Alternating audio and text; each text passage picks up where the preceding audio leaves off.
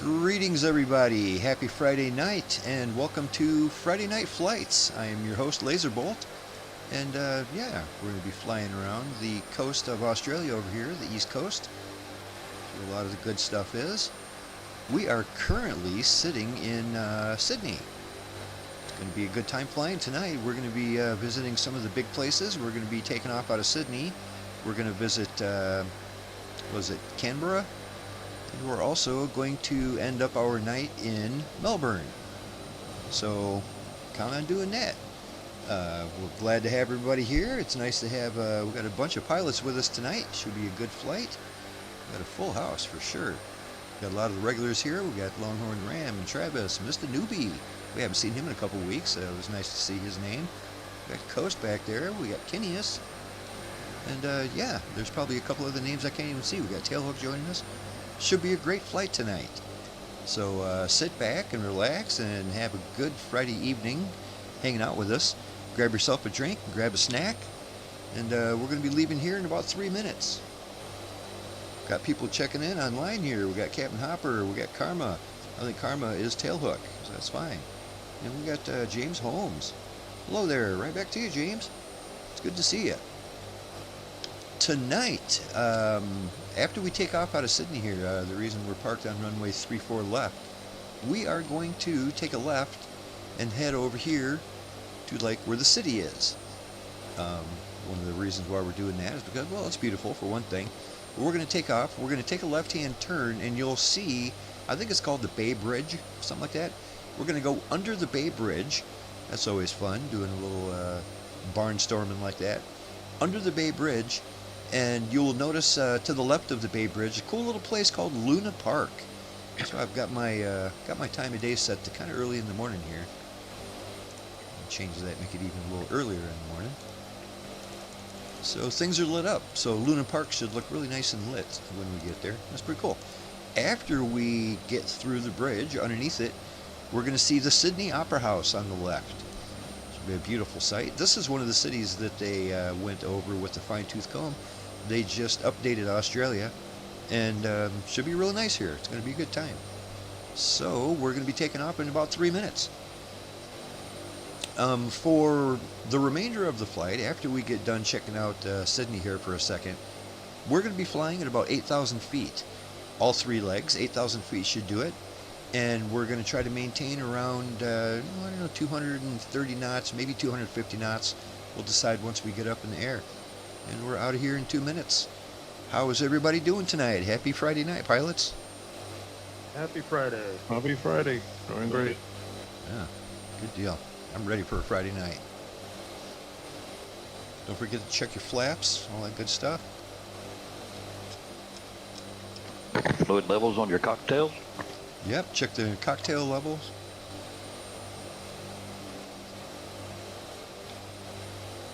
So yeah, when we take off out of here, just follow me. We'll try to watch your speed. I know once we take off, your throttle's probably going to be full, but pull it back a little bit so you're not over speeding as we do these maneuvers underneath the bridge and we check out the Sydney Harbour and the Sydney Opera House. It's a beautiful building. Like I said, right before we go underneath that bridge, take a check to the left of it and you'll see Luna Park. It's an amazing animated park that they've got going on. And with this new update, they finally added a point of interest marker to it, so it's easy to find now. It used to not even have a marker. It always surprised me. Anyway, it's less than a minute, so make your final preps, and we'll get these birds in the air.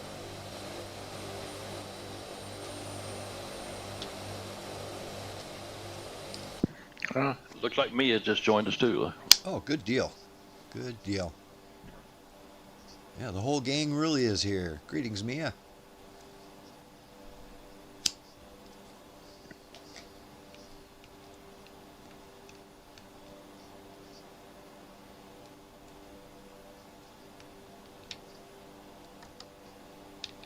Parking brake away because we're about ready to go. There are a ton of airplanes here at this airport. Of course, it's Sydney. There would be. Alright, guys and girls, let's go ahead and get these birds up in the air. It is 10 after the hour. Let's go ahead and do that. Lazerbolt is spooling up and rolling.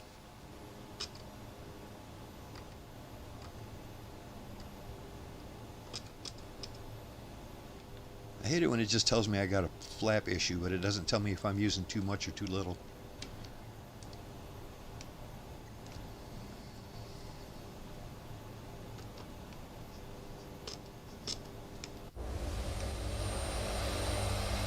You will notice that the new update for the Dirty 30 has alleviated that weird prop vortex issue that was going on for a while.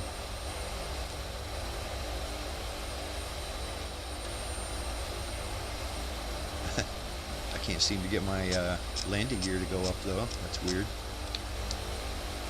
It closed the door on my landing gear, but it didn't put them away.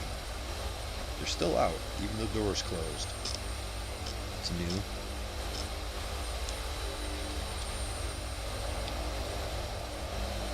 Try to redo that.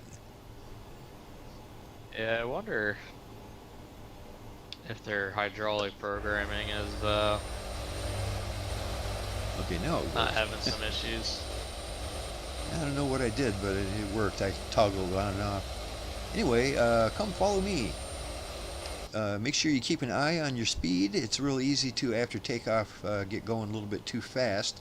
But yeah, I'm going to try to maintain right around 200 knots or slightly less. And if you will look over to the left here, or to the right, you will see that bridge. See, it's a bit of a... Oh, it's called the Bay Bridge, I think it's called, and it's kind of an arching sort of thing. That's what we're going to go check out right now. We are flying under it, and there's plenty of room.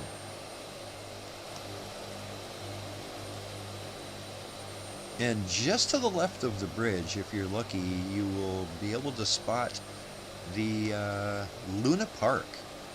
It is an amusement park. They've got, it's really cool in the game. They've got animated roller coasters and just like drops and all kinds of cool little amusement park rides. I was pretty impressed that they included this in the game, especially so well made. You know, everything's all animated and real nice looking. We Gotta won't be have careful long. not to pick up any of their ticks. We won't have long to check it out. So yeah, check it out right now. Isn't that cool? Notice the Ferris wheel is moving, all kinds of neat stuff. And once we pass the bridge, check that out over on the right hand side. The beautiful Sydney Opera House. How nice is that, huh? They just had the big Australia update in the sim here, and Sydney is one of the places they fixed up extra nice. It always looked pretty nice around here, but well, now it looks even nicer than that. Yeah. Very, very nice looking city. I'm taking off right now. I've got an early morning going on because I wanted to have everything lit up nicely, and it sure does look nice. Beautiful city.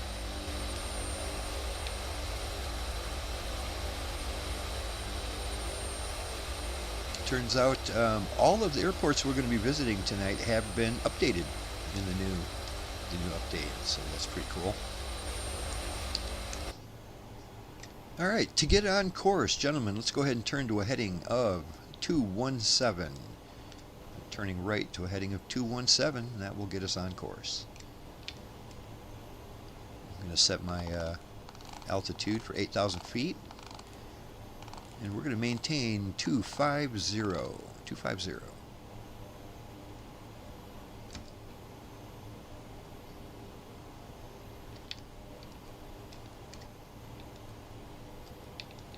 Have you guys had a chance to check out the update, the Blackbird Simulations update yet?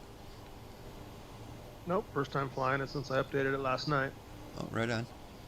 They have improved the sounds, in my opinion. They sound really good now.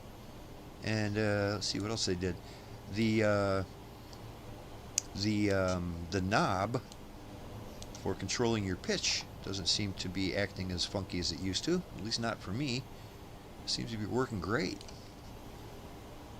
So yeah, I like that. Besides the prop vortex, everything seems to be good. And look at this, our buddy James Holmes already with the super chats. That is fantastic. Thanks so much, bud. I appreciate that. He wants to know if we've encountered any UFOs while flying. Well, not recently, But I used to add scenery all the time back when we flew the old sim in FSX days. It was real easy to add scenery. And when we went to Sao Paulo, Brazil, I made an entire thing about UFOs because apparently there's a lot of UFO sightings around that area. And so I filled the entire city with UFOs. They were everywhere. That was fun.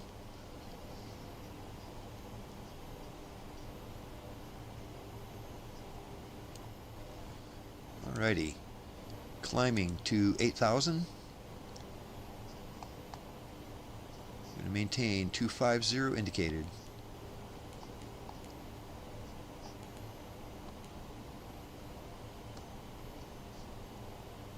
Alright.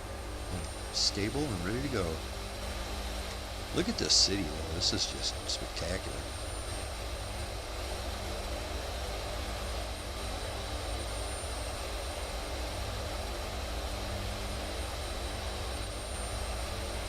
I believe our first stop is going to be Canberra.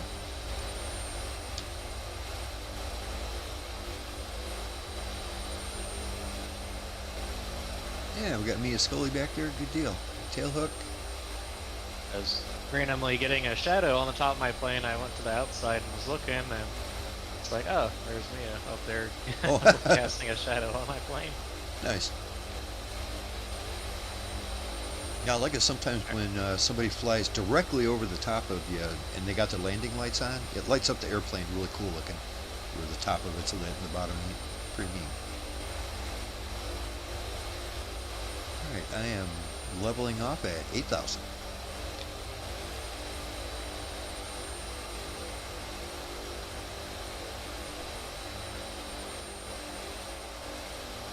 Got Captain Hopper wishing us a happy Friday. Yep, Friday night's all right for flighting. I love that.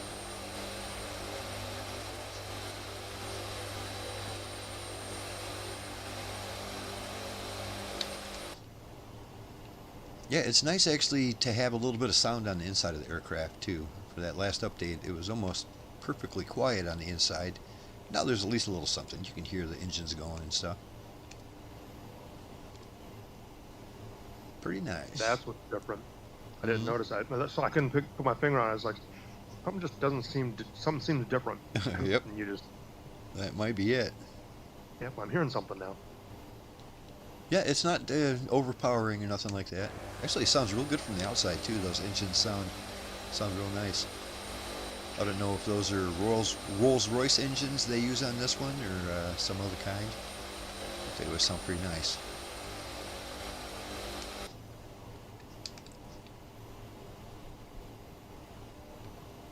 Okay, I'm going to go ahead and get locked onto the flight path here.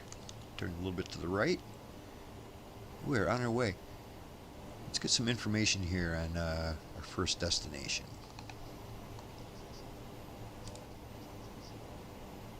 We're looking at Canberra at Yankee Sierra Charlie Bravo.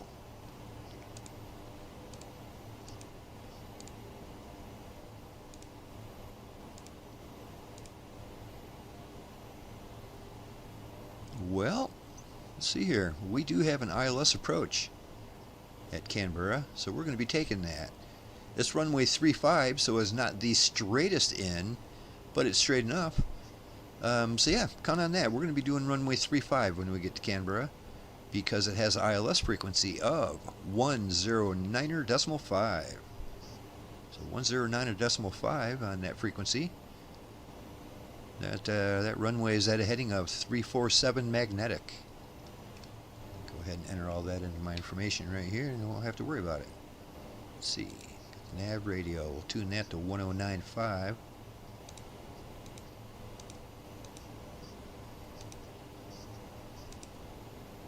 Just like that.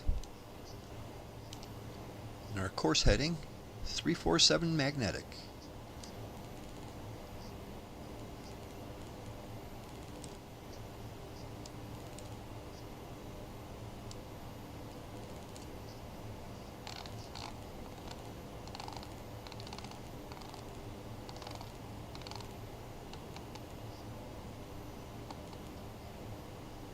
347, just like that. We are on our way. My navigation hold has captured the line.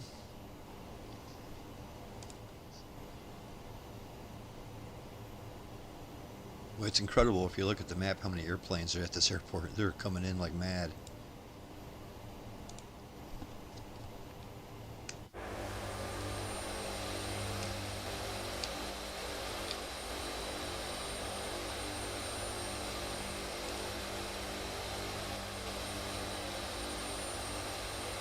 So, glad it is Friday. This is nice. So our buddy James Holmes, of course, has to hit the sack.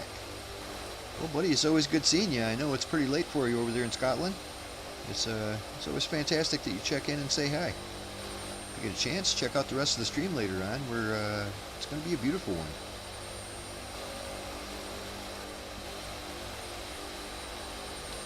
Tail hook up here in that F-16. Beautiful. For your tail hook. Look, he's looking for your tail hook.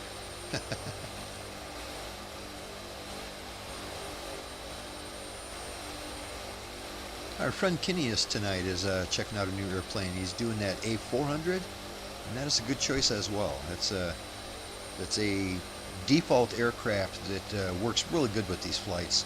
The C400 or the A400 has a lot in common with the C-130 as far as airports that it can come in and out of and things like that. So it's, yeah, very, very similar capabilities going on, and they look good together.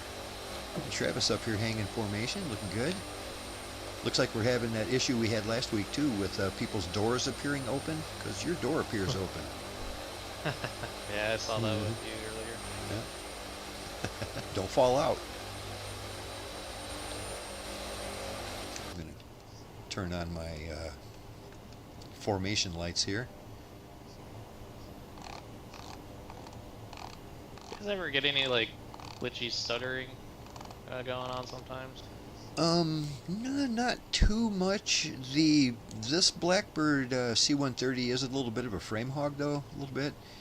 Nothing too major, but it gives me like a resource usage warning. It'll tell me that I'm using too much power, but I don't think I am. Everything's nice and smooth. But it does hit your frames a little bit, especially when you get a whole bunch of them in the same group.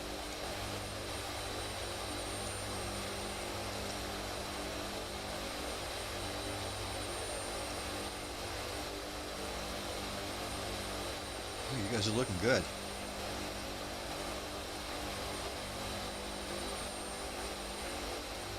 Watching the beach air show over here almost a month ago now. Saw them do like a simulated C-130 with two I don't know, like Blackhawk or similar, whatever they were, but you know, like coming in with doing simulated refueling operations for the helicopters, one on each side. Yeah, They it's weren't pretty hooked cool. up all the way, I think, just for safety purposes. Right, but it was just just altitude. just a maneuver. Well, that's cool though. Yeah. I definitely don't see stuff like that around here. I've seen that in operation, being on board, man. That is a cool thing to sit and watch. I bet it is. It'd be just weird. I mean, just the relative speeds of everything, you know. It's like you're going very fast, but you look out and see that aircraft that's not moving at all. You know what I mean? It's very, very odd. Yeah.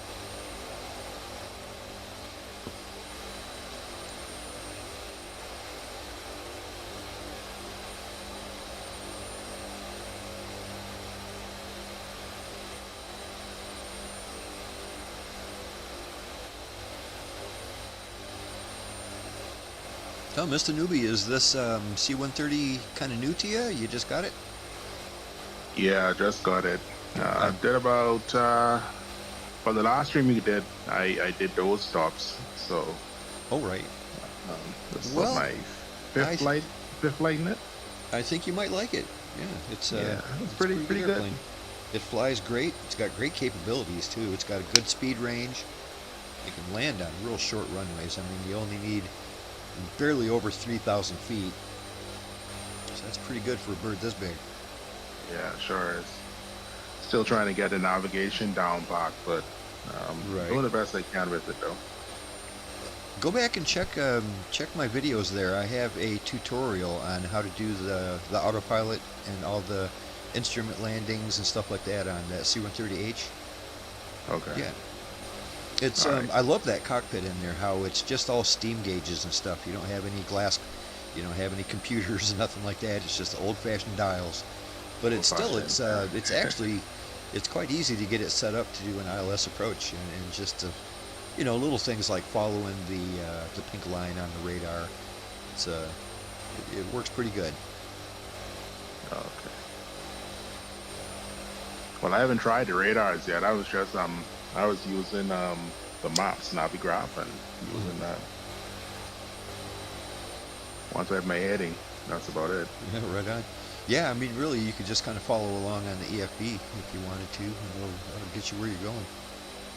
The one thing that's, well, there's two things on that I wish it had, but it's too old to have it, is it has an altitude hold, but it doesn't have an altitude select.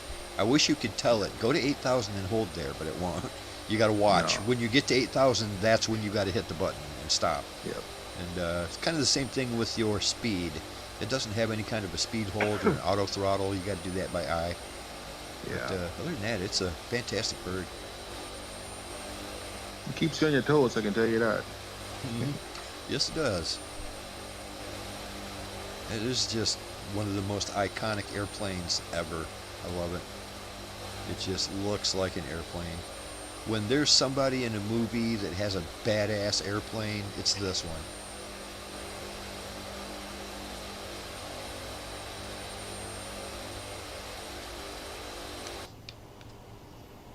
We're 74 out from our first stop.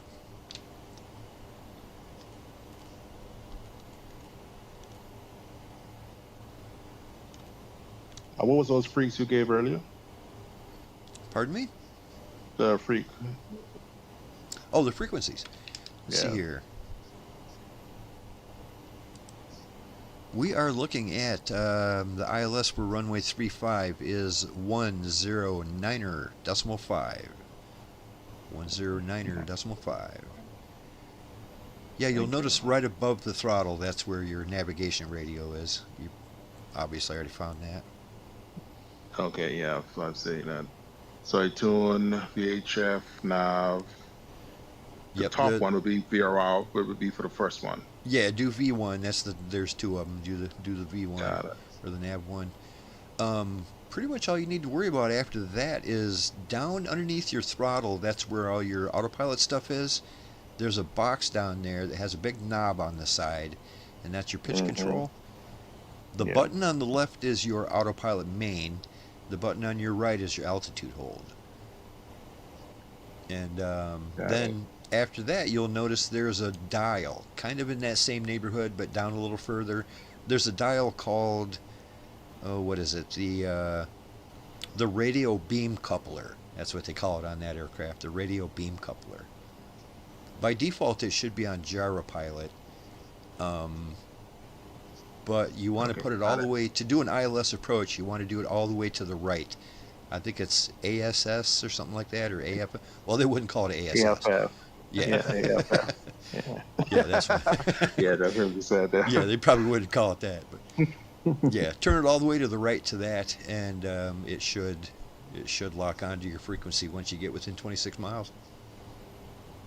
Got it. Yeah, like I said, if you want a good tutorial on all that, check out my channel.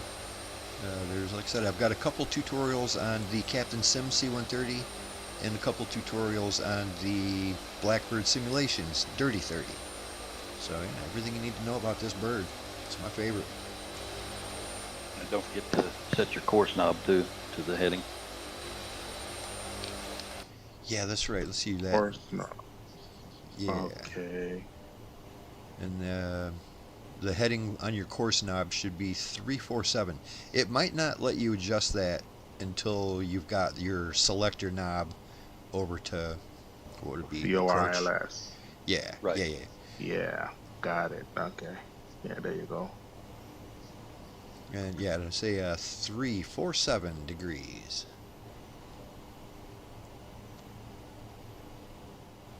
Matter of fact, I am going to go ahead and switch my nav select right now. I'm going to switch that over to VOR1.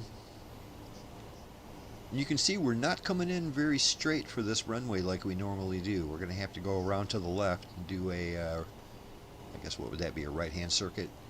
Do a right-hand circuit around the airport until we're lined up. We'll worry about that once we get there. We're not too awful far. We're only 57 out. Wow. That's the first time that's happened in a long time. System crash. Did you have a system crash? Oh, wow. Yeah, simulator no. crash, yeah. Woof. Yeah, like you said, I haven't seen that in quite a bit, where the whole thing just comes down. I think it has something to do with that stuttering issue that I was having. Yeah, I was going to ask you about that. Yeah. I was going to say, what kind of stuttering, but I guess I know what it is now. The bad kind. You know, The after kind I of did my God. update, after I did my update last week, I flew it one time, and the whole airplane kept waffling up and down and up and down. And the Oh, only really? way I could fix it was to reboot the whole computer. Really? God, I didn't have any trouble like that. I flew the airplane for a few hours after I created the flight plan, and everything seemed to work all right. Oh, there was nothing wrong with the update or the airplane. It was something in my system was causing it to do that. So when I ready to reboot, it hasn't happened since. Maybe I should do that actually, just to be sure. I'll be back in a... All right, Right, then. Yeah, do the full system reboot. That usually helps. Might as well. There's plenty of time before you guys get to the airport there. We got somebody in the chat called It Will Be Fine. Says, hi, I'm here from the south coast of New South Wales. What time zone are you in?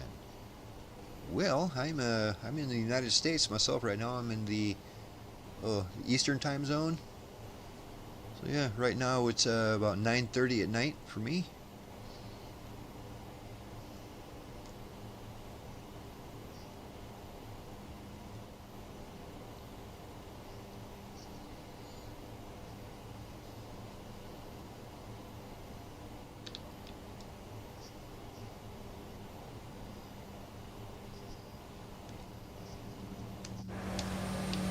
I got just the beautiful early morning colors going on here.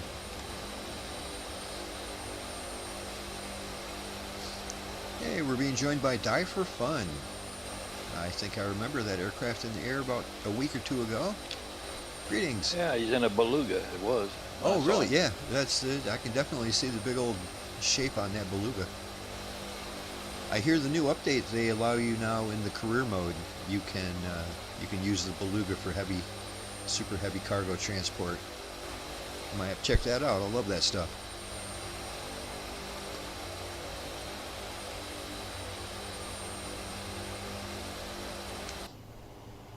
We're only 44 out. Remember, for this ILS approach, to be underneath the glide slope, I'm going to descend down to... Oh, wait a second here. Let's check what kind of elevation we got. We do have a little bit of elevation, 1,800 feet. So, let's see here. I'm going to drop down to about, oh, I don't know, maybe 6,000. Yeah, I'm going to drop down to about 6,000 feet, and that should be underneath the glide slope when we're roughly 20 miles out.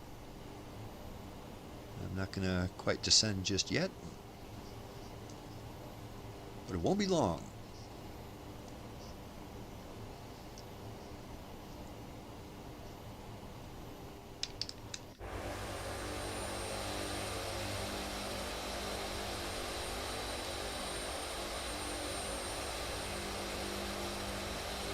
Yeah, that beluga, boy, you can see that thing a mile away, huh?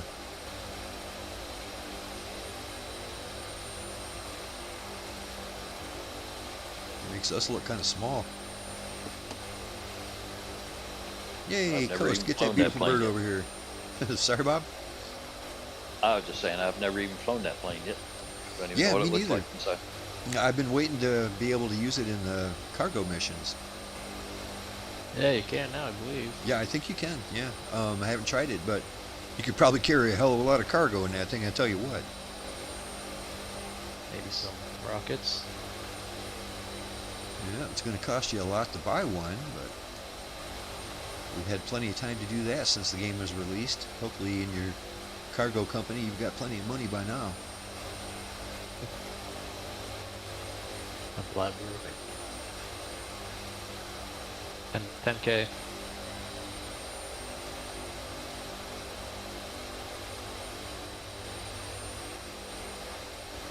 Hey, cool. It will be fine. It says we started at 11 a.m. local time here.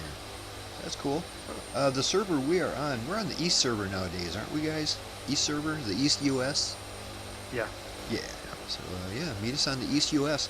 If you want to meet us at that airport, Canberra, we're going to be there very shortly. And you can get all set up, and that's where we're going to be. I'm going to turn to the left just a few degrees here.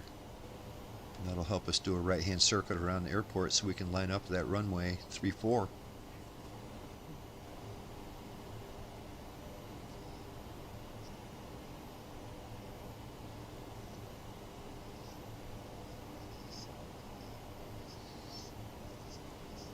Karma 10G says Columbus, Ohio. Right on. We're not too awful far from each other. I'm not sure if we're in the same time zone, but it's close.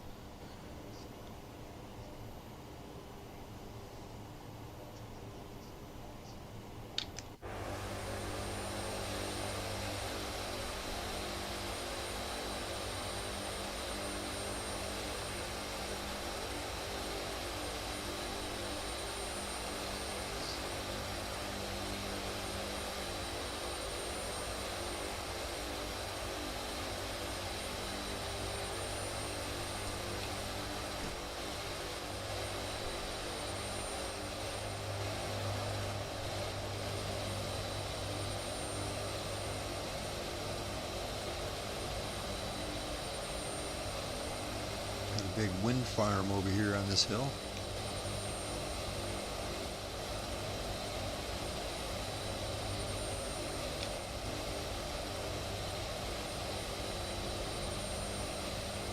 Dustin Crowfoot, hey, we haven't seen you in a while, buddy. How you doing? He asks, did they fix the level of detail issue on the other C-130s? I am not sure. I haven't tried it. I know Mr. Newbie is in the Captain Sim C-130H, I believe. Mr. Newbie, are you flying in the... Are you in the 2024 version of that aircraft? Nah, 2020. Okay, I'm good. Because I don't that's think usually... they fixed it yet. Right, that's usually the only way we could see you, is if you use the 2020 version. And they give you both when you buy it, so you can just turn off the 2024 version, just uncheck it. For some reason that makes it so we can see you in multiplayer. If you use the 2024 version, we can't see you. That's very weird. Oh, we just can't see your wings. Yeah, we just can't see your wings. All we can see, you look like a big black bus flying around.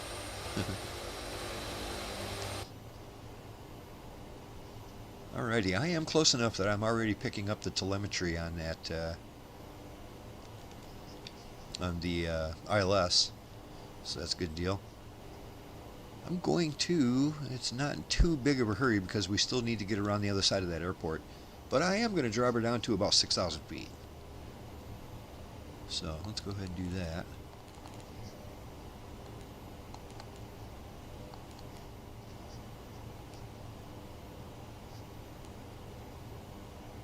Yeah, dropping it down to 6,000.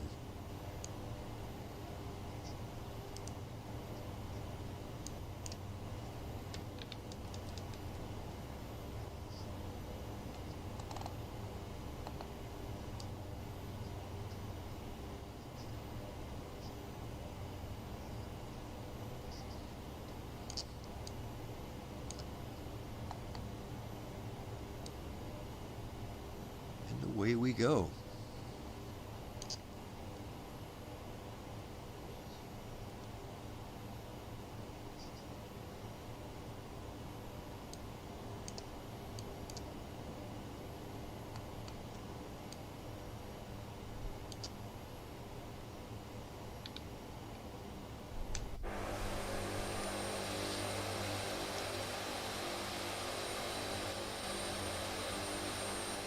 There is a little bit of elevation going on around here too. There are some hills, so don't get too close to any of them. I think 6,000 should be fine. Wouldn't be a bad idea to have your terrain awareness radar going, just so you can see if you're going to hit something.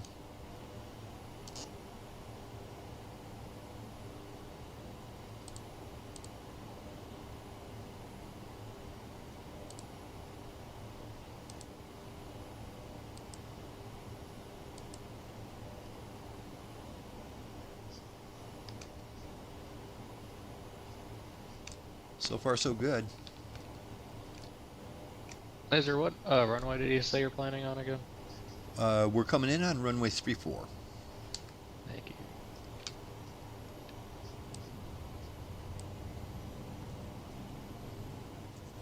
From looking at the airport on the map, it looks like everybody's taken off from the opposite runway, but whatever. We're coming in on 34 because it's got ILS.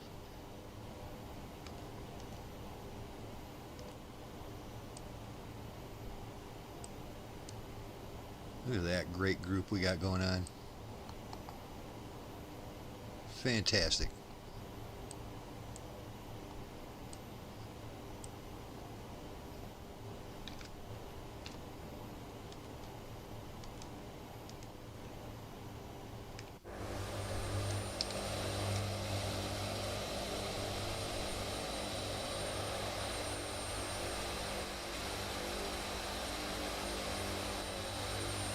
Yeah, did you guys check out they made a trailer for the Australia update? Anybody check that out? It's pretty cool looking. And this sounds like they updated a bunch of it, man. A whole bunch of it. Yeah, it was pretty neat. I did see it. Yeah. I was happy to see they added a couple more fruit too. Remember I said that New Zealand and Australia just has this thing where they've got giant statues of food, and they added a couple more. There was already about 10 of them in the game that you could check out. Giant prawns and giant bananas and stuff like that. I think they added a giant orange and something else. I forget what it was, a big chicken leg or something, but we're definitely going to have to check those out.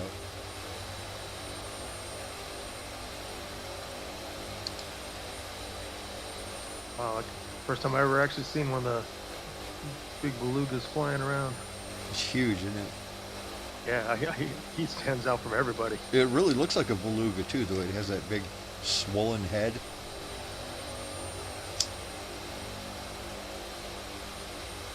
Pack that thing full of cargo. Oh, so we got 1, 2, 3, 4, 5. All right, as I swing around the airport here, when I get around the other side, I'm going to try to get farther out. Right now I'm only 10 out. I'm going to try to get about 20 out before I turn final, and that way I'm sure I'm underneath the glide slope.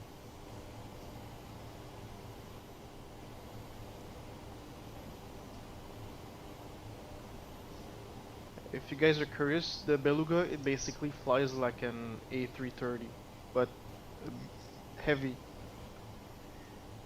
Yeah, I haven't tried it yet. I might have to. Is that you in that beluga? Yep. Oh, greetings. Yeah, it's always hard to tell people use different names in Discord than in the game. But yeah, it's good to see you, buddy. Yeah, Dustin Cropo said he saw a pineapple. Yep, there is a giant pineapple around here too. As a matter of fact, I think the giant pineapple is in a pineapple farm, but it's also a venue where they have concerts and stuff. They've got some kind of an outdoor amphitheater there. So you can go to the giant pineapple and watch your favorite band. Wasn't under the sea. I don't think so. It might even People be are bigger crazy. than SpongeBob's pineapple. You know what? It kind of does look like that, though, because it has a door and everything. You can go inside it and climb up into it.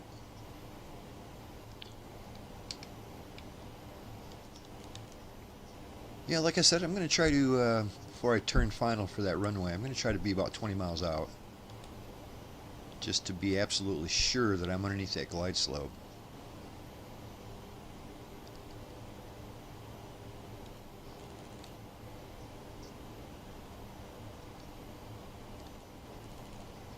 Yeah, which I better do that right now.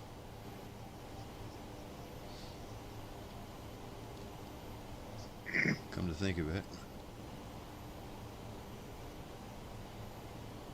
I might have to do a little bit of a teardrop shape to get back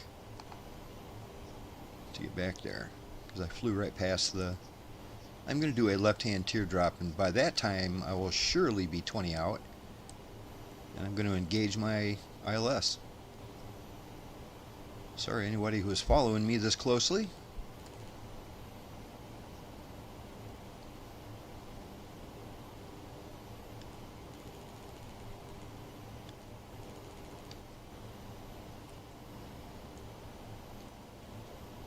There are some hills around here, so watch out a little bit. I think we'll be fine.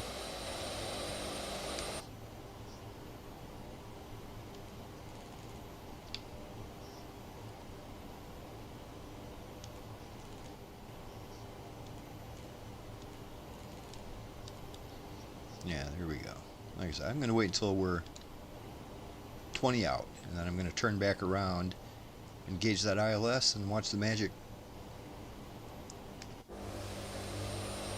This is pretty hilly, mountainous area around here, though, isn't it? Look at that. They're not messing around.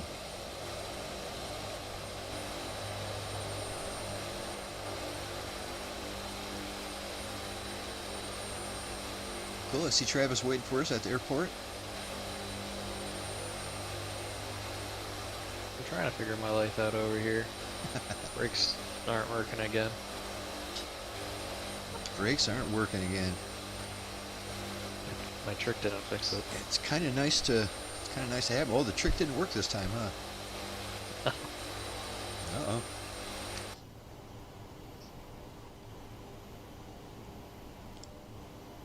Alrighty, in about 5 miles, I'm going to go ahead and turn around.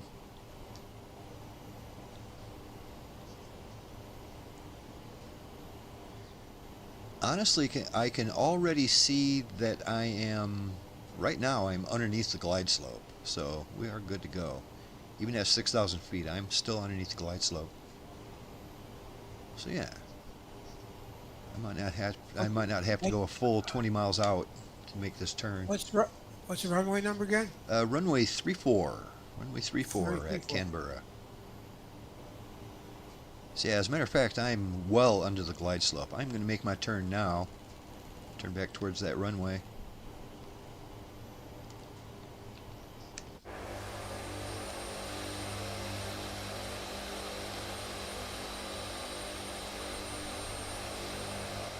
I like how it has that nice glide slope indicator. It never had that before. Maybe 2 updates ago, but it has it now and it works good.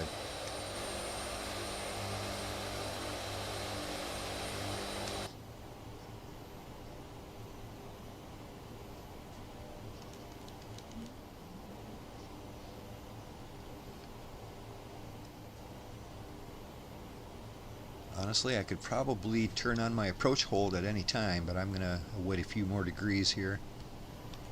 Get a little closer to it. I can tell I'm to the left of it right now. Oh, but not by much. Not by much at all. I'm going to go ahead and approach hold right now. Navigation is captured.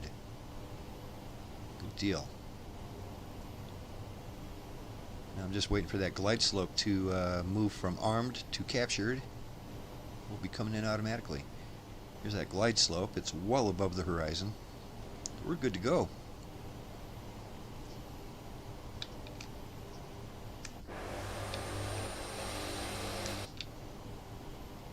Also, probably about time to start slowing down, get some flaps going here. I'm going to drop her down to 200 indicated. 200.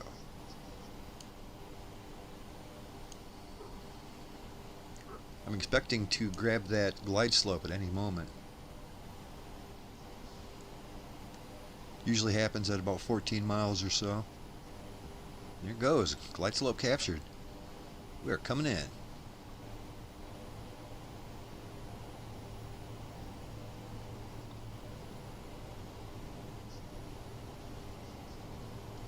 Good deal.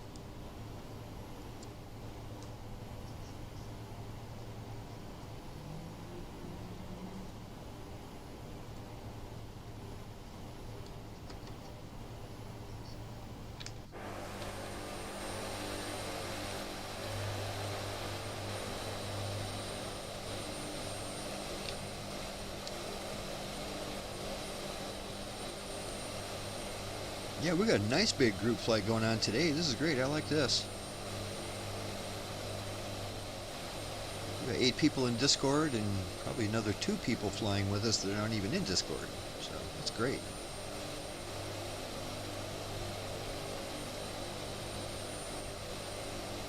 I got an excessive taxi speed. Don't do that. As long as you're not taking off, you're doing fine.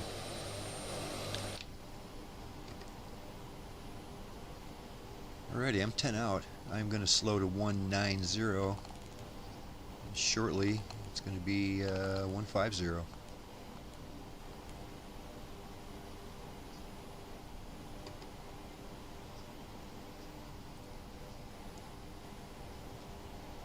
Boy, I love a good automated approach. This ILS is great.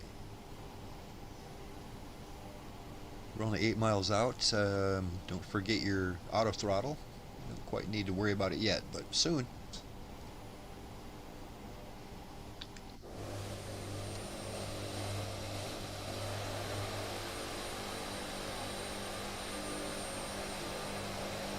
Just beautiful.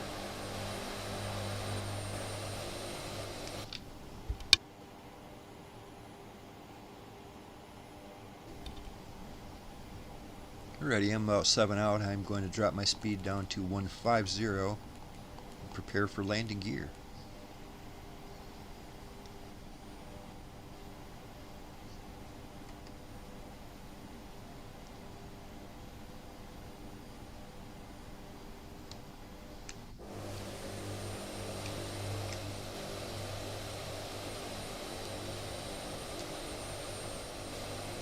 Lasers going, gear down. Hopefully they come down easier than they went up. Oh yeah, we're good.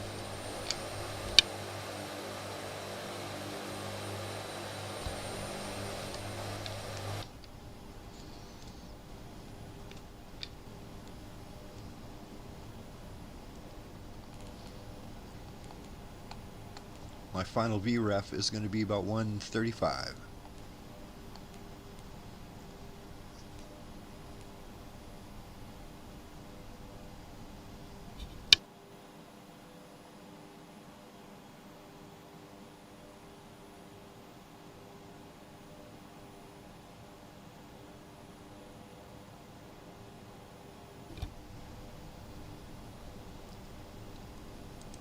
Turn that auto throttle off.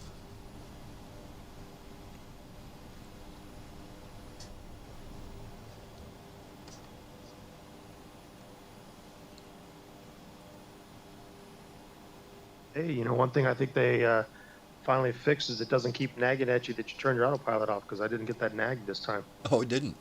Good. That's a little too picky if you ask me. Yeah, having to hit the go around button to shut her up, and this time I didn't even do that. And You know, I usually just use my go around button to shut it off just because that skips a whole step, you know what I mean? I don't have one. So I'd have to re-enable my yoke and then go find the button and click the button and turn the yoke back off. Right. Which I've usually got other things going on at the time, which makes it difficult, so I'll just sit there and listen to her nag at me. But not today, I didn't hear it at all.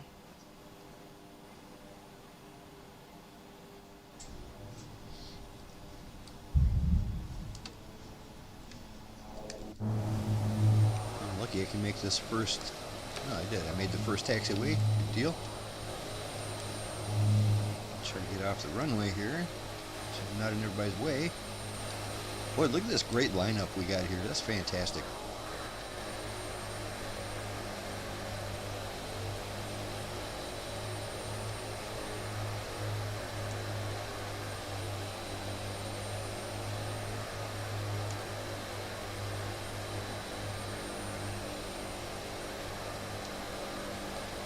Oh, Mia look at that coming in big forehead. strong. Look at that. With some zebra stripes. It's good. I got him as a A330. Look at that beluga, man. It just looks like something's wrong with it.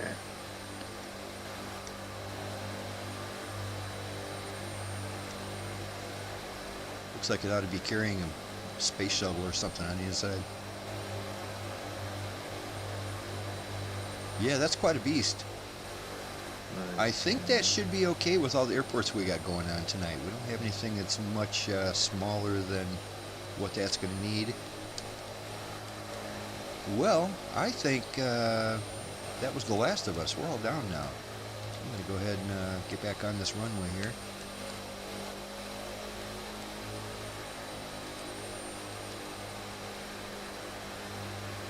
And we'll get back up in the air in just a couple minutes.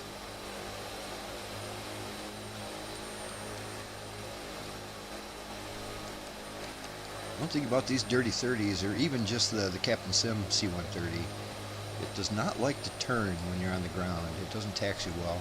You got to be going really slow for it to turn. We'll just keep going straight.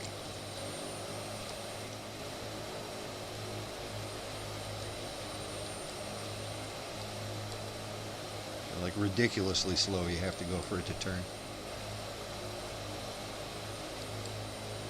You could use your throttles to help out. Alright, I'm going to reclaim runway 35. And we'll be out of here in just a moment.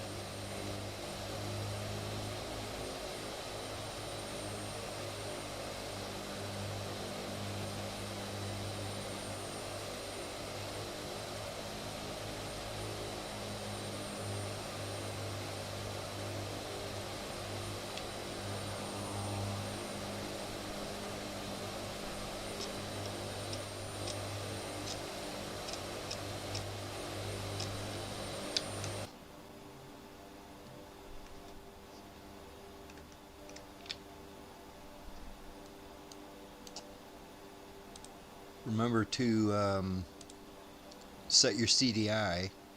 Set that back to RNAV 1.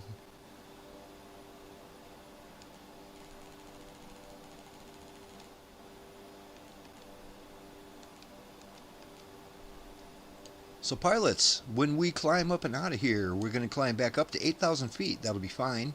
We're going to turn left to a heading of 240. Count on that. Turning left to 240. That will get us right back on course. And once again, we're going to be maintaining 250 knots to get there.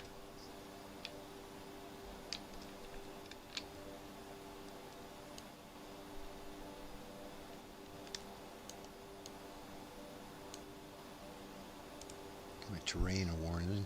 Going back up here.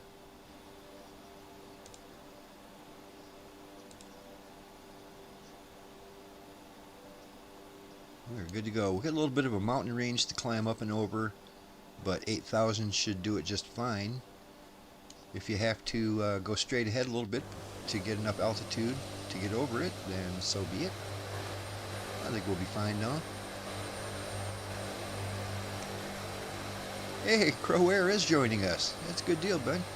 Yeah, nice to see you, man.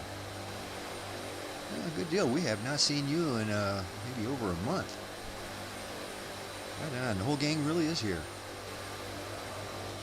Alright everybody, do your flaps. And we are taking off in 15 seconds. Yeah, I got a kangaroo running around out here. Do you really? Yep, by himself. It's the only one out here. Oh really? I haven't seen one He's yet. He's off to my right. Running around in the grass out there. Nice. I've seen lots of kangaroos before in the game. They're pretty easy to find when you're in the outback. Very cool. Alrighty, pilots. Let's see here. Get rid of this parking brake. And we are outward bound for our second destination of the evening. Climb to 8,000 feet. Turn left to a heading of 240. Maintain 250 indicated. Lazerbolt's rolling.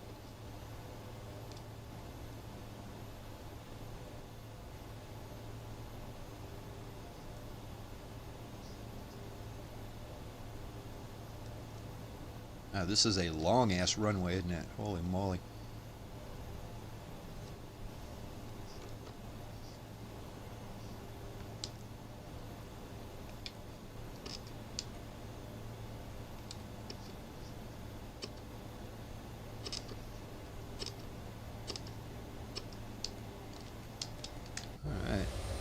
good.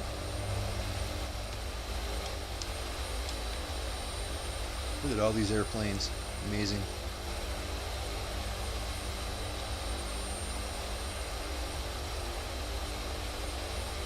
For some reason, I always thought Canberra would be a bigger city than this. I mean, not that it's a small city. It's pretty big, actually.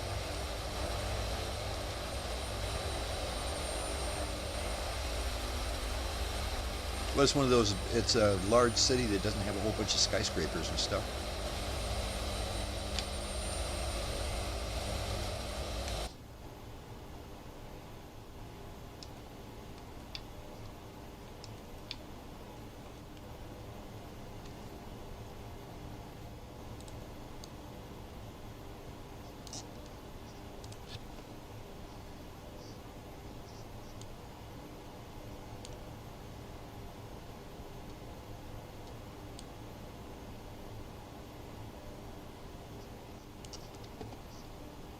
Unless they get in those weird little glitch things. Weird. Do you think it's a sim issue or aircraft issue? I never got them before, so. Oh, weird. Yeah, usually it is super stable for me. The game itself is just great. Rarely have issues. I haven't really spent a lot of time on it, or I don't think I spent any time on it. Not in the using the C-130. I did just throw it in there after I installed it and made sure that it was, you know, working for a few minutes. But yeah, I'm getting it again. I don't know if it's a sim issue or not. Well, hopefully it sorts itself out. Is it giving you research or resource usage warnings? It's not yelling at me on the screen or anything, no.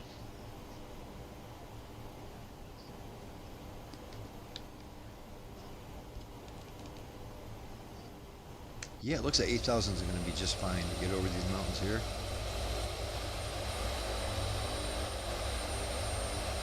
Maybe it's a setting related issue.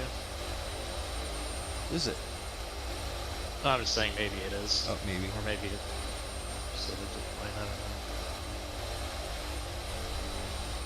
I did actually have to go in and mess with a bunch of settings after the last big sim update. It switched a bunch of stuff that I had on, and it turned on a bunch of stuff I had off. Yep.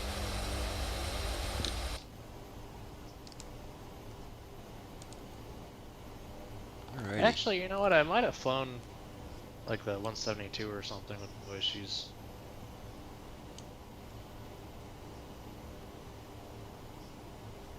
I don't know. You don't think the 172 could be causing anything? No, but yeah, I'm not entirely sure. Maybe I'm just not thinking straight.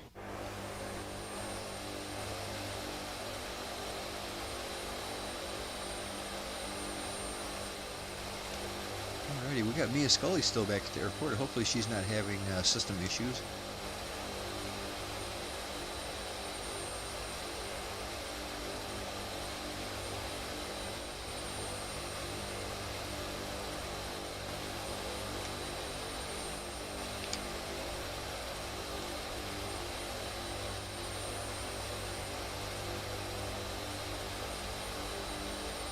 I'll just try a different aircraft if it ends up crashing again. Right. You've got the other C-130, don't you?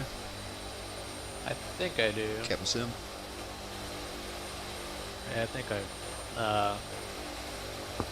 enabled it to come over or whatever you had to do for that. That's a pretty nice aircraft too. It's not quite as nice as this one, but it's nice. Man, just looking at this huge group flight, this is fantastic. I love this. Bigger than I remember a long time. Yeah, this is the biggest flight we've had in quite a while. We got 11 aircraft with us. Probably more than that when you count people that might still be on the ground. So that's fantastic.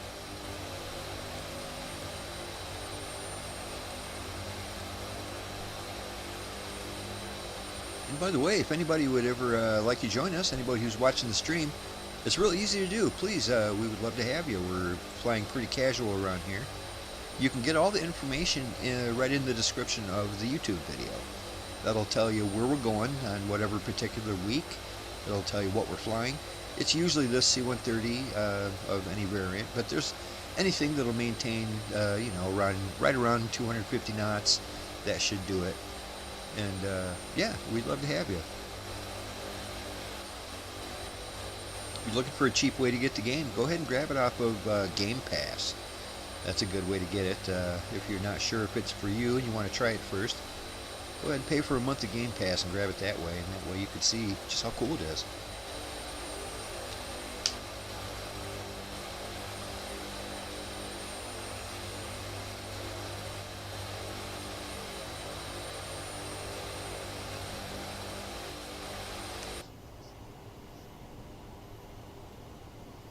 Yeah, everything's going smooth on this end.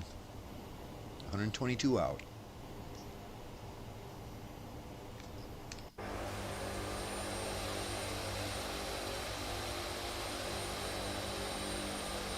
Everybody's ILS approach worked good on that last airport? Looked like everybody got down fine. Yeah, other than I didn't start turning final until about 8 miles out, so I had to drop about 4,000 feet. Yeah, that's why I did that little loop to make sure I was under the glide slope, because I was at about 10 miles when I realized that it's now or never, and I figured, well, I can't go now. I'd be too high. I did the same thing, Longhorn, but it captured me anyway. I figured I would miss it, but it captured me right toward the end. Good. It's nice to see it being a little forgiving. Yeah, your aircraft, Travis, is like really like jerking bad. that's because I'm getting those weird stutter things. Okay, yeah, I'm seeing it on my end too. Like everybody else is nice and smooth, but your plane is like jumping, like the frame rates on it is like super slow. When it's not doing it, it's, you know, it's nice and smooth, but when it just randomly does it, it's... When it's nice, it's nice. Yeah. So hey, I hope everybody had a chance to watch this year's Star Wars spectacular video. Those of you who are here might know that once a year on Star Wars Day, I make a Star Wars video. And yeah, it turned out good this year. And had some help from a couple people, namely my buddy Captain Hopper, always helps me with that every year. And a couple new guys came and joined us today for this year's Star Wars video. The guys over at the Bombadcast. We were happy enough to come and do a couple voices of some aliens. And yeah, it turned out great. It was a lot of fun. Everybody was enthusiastic and had a good time working on it. And it's always a lot of work. And I'm glad to have it out and it's done. It's weird. It's one of those things. It's a Star Wars video, so most of the people come to my channel for the flight sim stuff. And so videos like that don't tend to get many views. But this is one of those videos that even though it's not getting a whole lot of views, it has twice as many likes as normal. So it's like the few people that are watching it are liking it. So that's good. I like that. But yeah, I know that they're probably not going to get a whole lot of views just because, like I said, most people come to this channel here for the flight sim stuff and the video game stuff and things like that. But yeah, I love making that yearly Star Wars video. It's one of my favorites. They're silly. It's just you know, they got all the sophistication of a Scooby-Doo episode. There's nothing fancy going on. I'm not a writer, but I just like Star Wars a lot. Wait, I don't know how I missed that. I was looking for it, and it didn't look like it popped up on my thing, but I guess it did. Really? Because I'm scrolling down looking for it. It's like, no, It's called the Swampy Menace. The Swampy Menace. I was gonna ask you about it later, and oh, that's there. Yeah. So my Yeah, bad. you get a chance to check that out. Yeah, do it. It's not going to expire, even though it's not Star Wars Day anymore. Had a real good time making it this year. I really did. It was nice working with the guys from the Bombadcast. What you should do next year is do a Cinco de Mayo one too. Make two of them in a row, huh? Revenge of the 5th. Yeah, the Revenge of the 5th, yeah.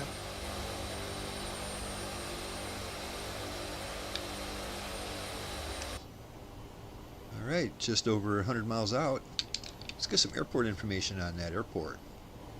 See what we're looking at here.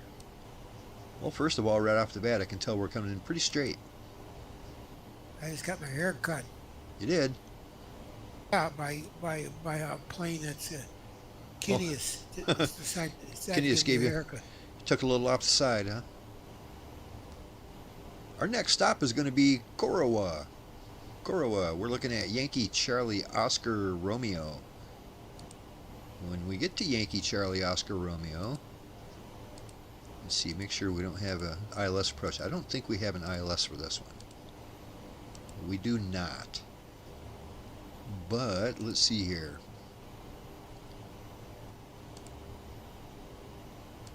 Well, it's got 2 different runways and they're both relatively the same dimensions. So why don't we just choose runway 23? That is recommended based on my wind speed and direction here. So we're going to do runway 23 when we get there. It's a 5,000 footer. That's not too small, but it's a lot smaller than that last one. Plenty big for us though. 5,000 feet of asphalt. Elevation of 458. We'll just call that 500 feet of elevation. So that's not a whole lot to worry about. But count on runway 23 when we get to Corowa.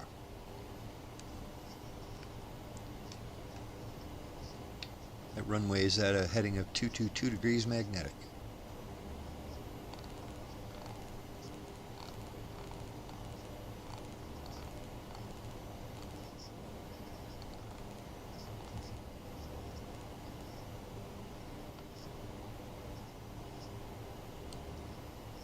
All right.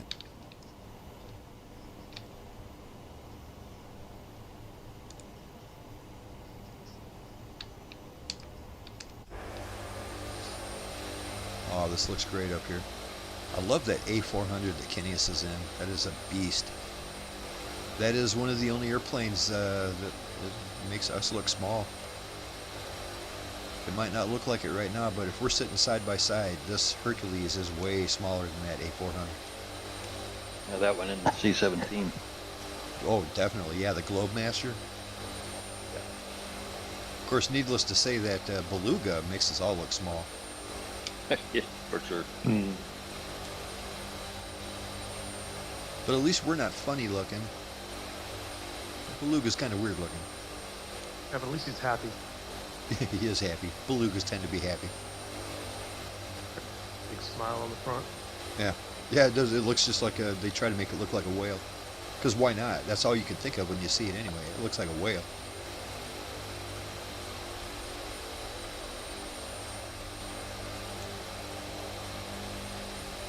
Yeah.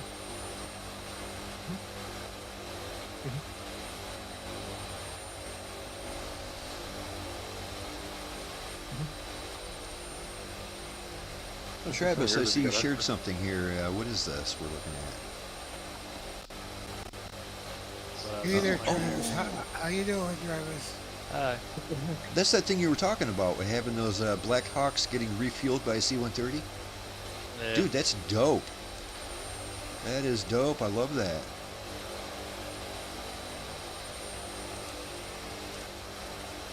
Yeah, very cool. For some reason, I never really thought that Black Hawks could get refueled that way. I mean, it's a combination of the Hercules can go slow enough and they can go fast enough. And they just kind of meet in the middle, huh? Guess so. That is really cool. I love that. I'm not sure if those are exactly Black Hawks, but yeah, whatever those are. Well, UH, what do they call them? UH-50s or whatever? 47s? See it. Yeah, it looks like an MH-60. Grand H. That's pretty cool, man. I love that.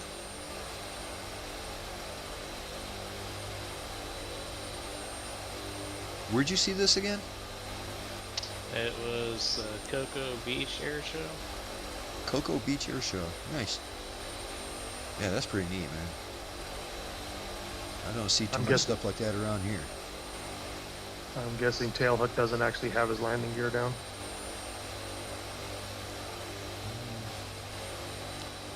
I'm not close enough to see him.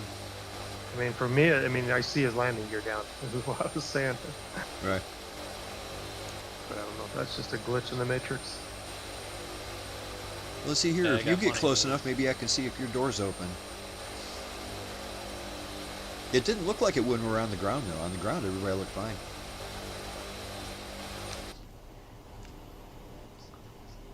We're about 70 out, or actually about 80 out. When we get a little closer, I'm going to drop her down to about 3,000 feet. DC Designs is supposed to be updating the F-14 from 2020 to the 2024 Really? standards, so I've got that. So I might start flying that a little more often if they do that. Oh, no kidding. Which aircraft is that? The F-14. Oh, okay. Yeah, Tailhook, for me, he doesn't look like he's got his gear down at all. It looks good. The F-18. I don't remember if I ever got that one, but it is a favorite airplane. That 14 he's talking about? Yeah. I like Came that with one. like 3 or 4 different varieties.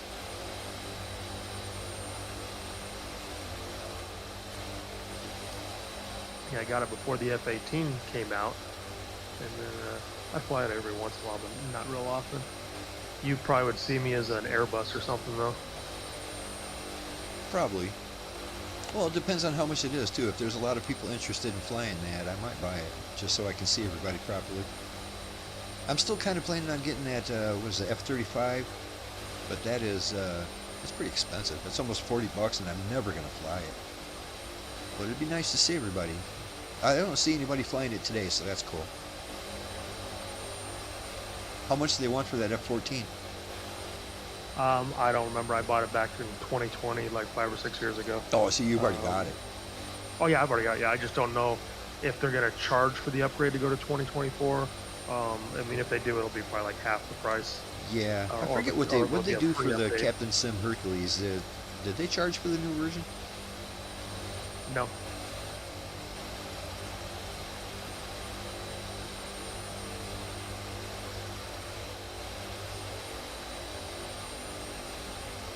Yeah, Karma 10 says he flies that F-35 a lot. Great plane. It does seem to be very often in these group flights somebody shows up in that thing, and I always wish I could see it properly. It's a pretty neat looking aircraft, that's for sure. Well, like I said, The Beluga screens. if I everything bought it, I crashed would never inside. fly it. Want me to grab the F-35? Sorry, I missed the beginning of that. All the screens went red. I think the plane crashed, so I'm gonna have to pick a new one. Oh, The only thing with the F-35, if you fly it, we can't see it. We can see your name tag, but we can't see the airplane. right.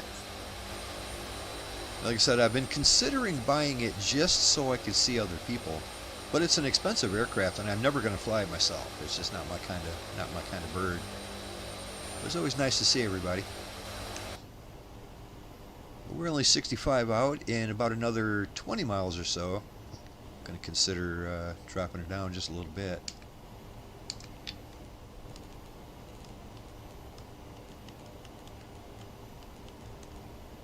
Let's see here. Longhorn, I see you as an E2C Hawkeye. What? You see who? I see him as an E2C Hawkeye. I don't Who? even know what that is. Just so you know, back in the late things, I did software for that thing. Oh, did you? Yeah, That's cool. That the Navy ship? yeah, I did. I mean, scan. plane? I did the spec on the scan algorithm for it. Navy radar? Yeah, I'm flying the Coast Guard version of it. Yep, I got your door open. That's so weird. Everybody having Yeah, I their door got yours open too. Oh, Your really? back one's open. Yeah. Oh, well. What are you going to do? Don't jump out. Yeah, I'm not going to jump These out. At least it's the one in the cargo area. It's not the one like right behind your cockpit. Right. It'll suck you right out if you're not strapped in. Well, I've got a whole different tactical officer back here today. Different guy than what I had last week. He looks pretty sus to me. I got a young lady with an earring as big as a hula hoop. Oh, really? Oh, I didn't even look. Oh, I got one of your guys is from last week. The lady with the ball cap on backwards. Oh, yeah? Yeah, this guy's got like a hoodie on. Yeah, this. You can remove your co-pilot. Yeah, I did, but it doesn't remove that. The guy that's sitting back in the tactical position. Oh, yeah, okay. Yeah, You yeah, got yeah, one back there? Yeah. Yeah. He just seems like a semi-normal person. Just chilling. I think he's just flying. He's just hanging out so he could use the microwave. I wonder if he's causing my frame issues here. Yeah, blame him. Yeah, this guy's Get out. wrecking my system. Look what he's doing. Throw him out. 53 out. Yeah, after landing, I'm gonna switch my plane. This is getting me a little bit more aggressively annoyed. I'm not sure. I hope that it fixes it or not. You know what I mean? If it fixes it, that means you got a problem with your dirty 30. That's not good. Oh, I see Mia's back in the sky. That's good to hear. I just reinstall it. You did After the flight. you of course you did the you did your liveries and all that. How about you had to do those new? Yes. Yep. Yeah, I used up 4 of my downloads. So I forgot that I just started using an add-on linker, and it kept failing during the installation every time. It's like, what the heck is going on? So I've got it sorted out. Carmen says he saw us as EC2s last week.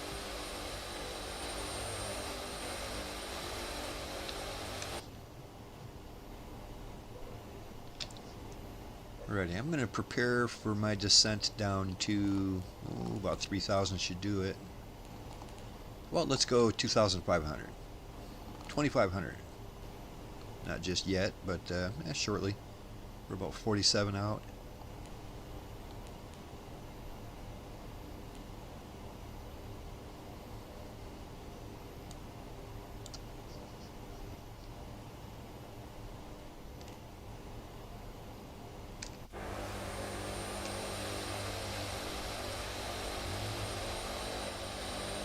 Look at that A400 beast. I like that one. That's the one that they show in the when you're loading the game. They've got that cinematic, and that thing's coming down in the jungle. It looks pretty cool. It looks like a real short strip is landing on too.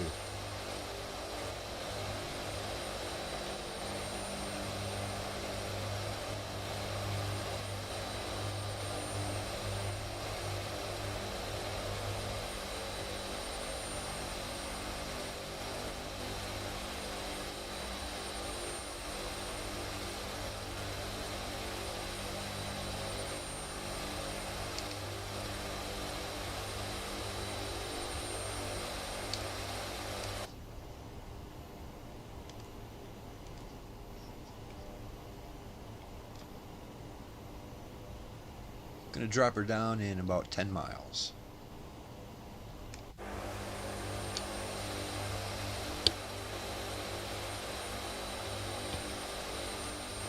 Gee, we've been having so much fun tonight, I forgot this is already our penultimate stop for the evening. So, when we get there, it is tradition. When we take our second to the last stop, we'll take a 10-minute break, everybody. That'll be a good time to maybe swap out your airplane if you're having issues. Or you can even download the game and meet us there if you want to. It's a good time to use the restroom, or pet the dog, or grab a snack and a drink. That's my plan, especially the drink part. And yeah, it'll be a good Friday. Yeah. Yeah. Just go right down the list and check them all off.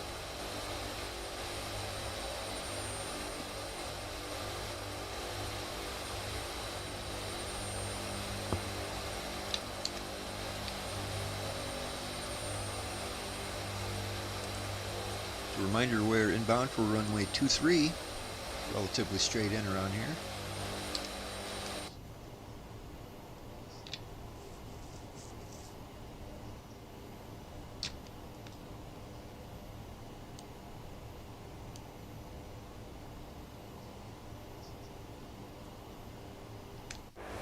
Five more miles, I'm going to drop down to 2,500.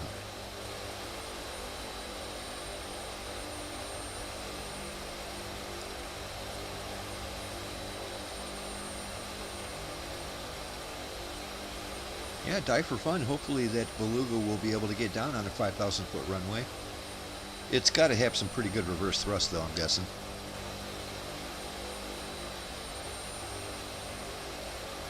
It's too bad I can't just airdrop my cargo.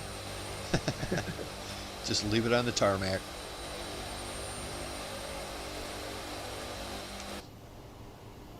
Okay, I'm going to go ahead and begin my descent down to 2,500.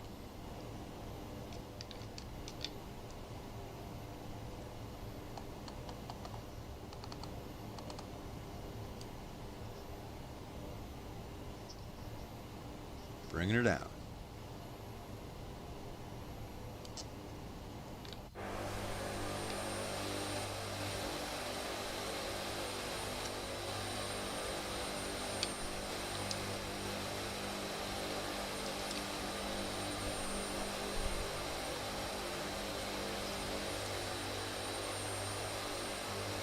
So I don't know how many people around here watched that Star Wars show called Maul Shadow Lord.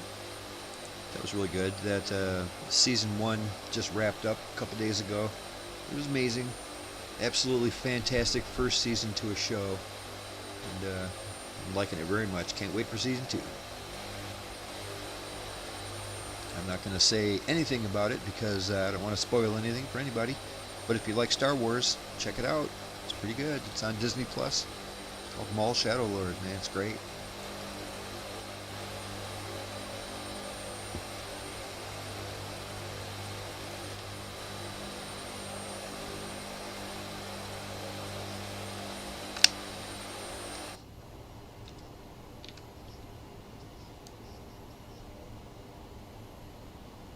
It won't be long and I'm going to turn a few degrees to the right because I'll be lined up perfectly for that runway. Or I mean to the left I'm going to turn. Your other right. My other right. Real close to being lined up with it right now.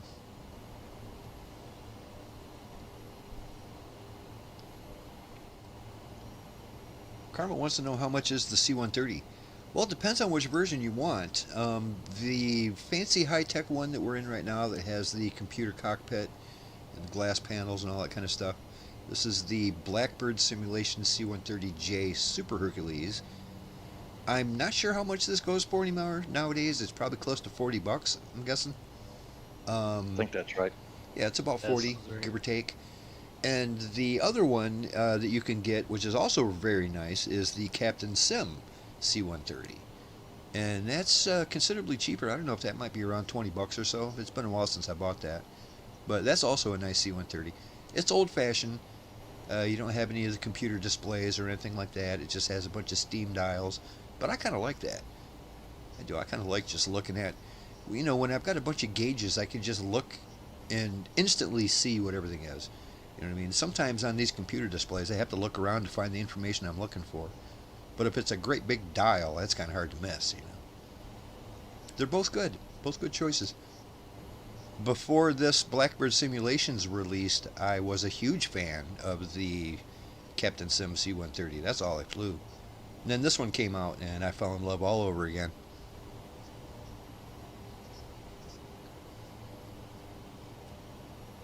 Yeah, Karma, if you're interested in seeing any of the difference between it, you can tell this is my favorite aircraft, so I do make a number of videos about this aircraft.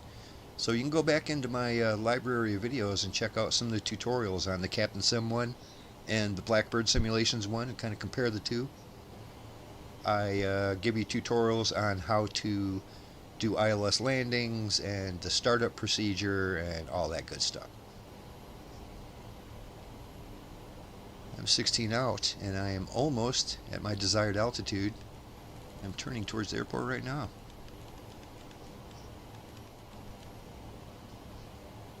Might be time to start thinking about our speed here. I'm going to drop down to about 220 and continue dropping speed until we get there.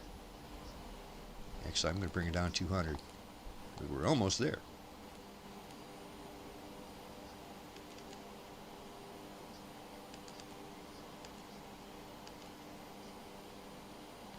You turn a little extra to the left.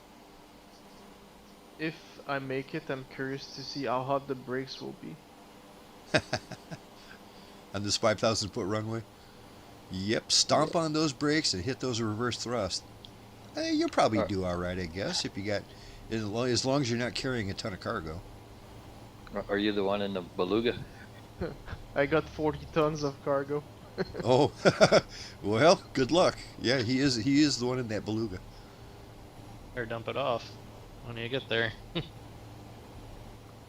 We need to let him go first so we can see this.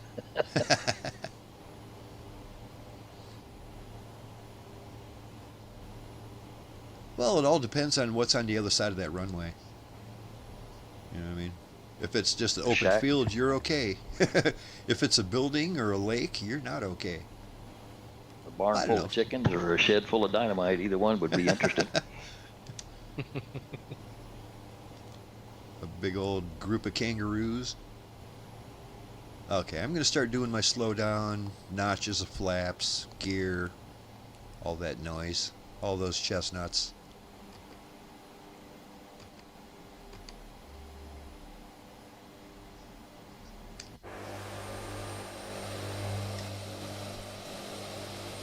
We've got this uke grass flying with us. Uke grass, uke grass. That's nice. Back at that other airport, I wasn't sure if they were with us or not, but now I'm convinced they're with us.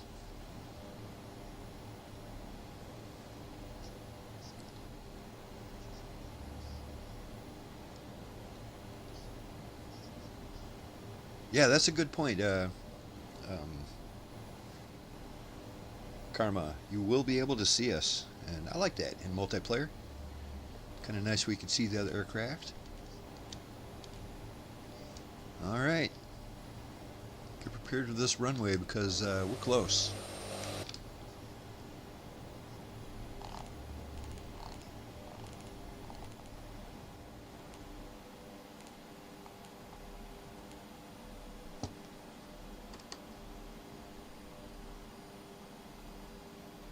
Six miles out. Going gear down.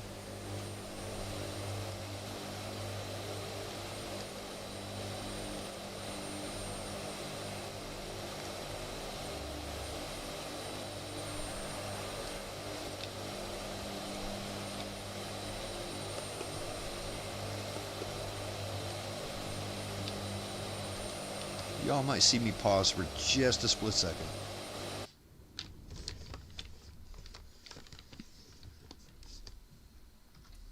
And back. Yeah, every once in a while my stick gets a little weird on me. Like I have to do a full rotation on it, and then it starts acting normal again. Obviously, I can't do a full rotation on it when I'm not paused because my airplane will go all over the place.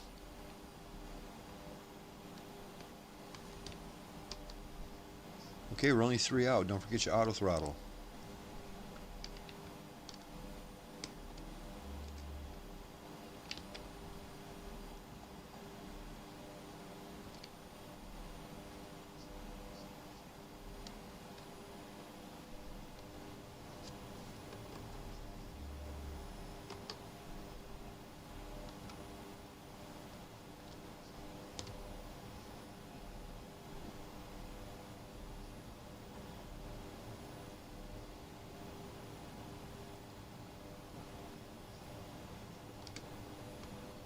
I think I'll cheat and land before the threshold.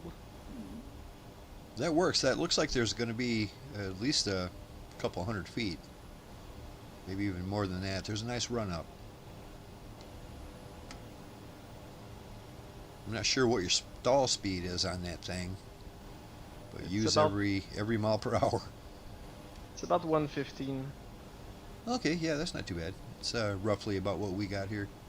It does have a little bit of a run up too, so you should be all right.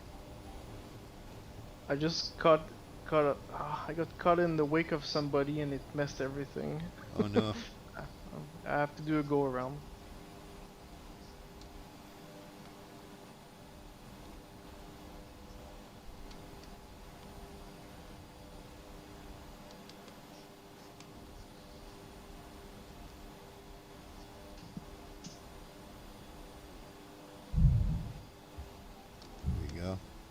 Perfect. I got caught in the wake this morning. You I got messed caught up my awake. sleep. Good man. Whew.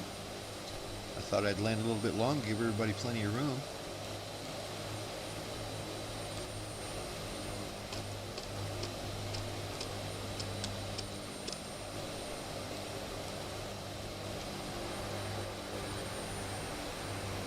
Man, Kineas is getting the hang of that A400, man. Look at that. That is not the easiest bird to fly. It is, it's big and lumbering. It flies great if you let it fly itself. Does that make any sense? If you use the electronics, it flies great. But it's, you know, those big birds like that, they're not designed to be flown by stick. It's just, you know, it's too big and heavy. But if you let the computer take over, it's very good at that. I do in fact have a DC Designs F14 Do ya? Alpha. That's the one that everyone's talking about, the DC Designs? I think so.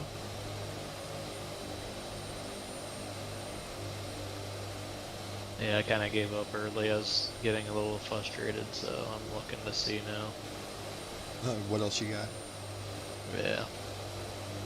You don't have the original, you got the Captain Sim C-130? I do. I think I'm a little frustrated with C-130s right now. Just want to mix it up a little bit.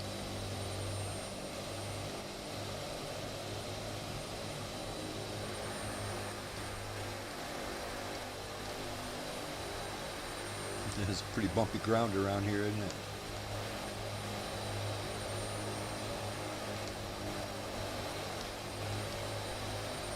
Wonder what Corowa is in. Is he in what it looks like he's in?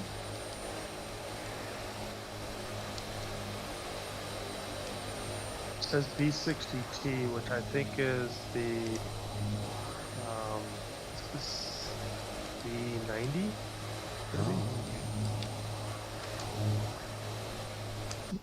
B60, that's the Duke? I know it looks like a Duke, but I don't think that's what he's in. He couldn't keep up with us in the Duke. Yeah.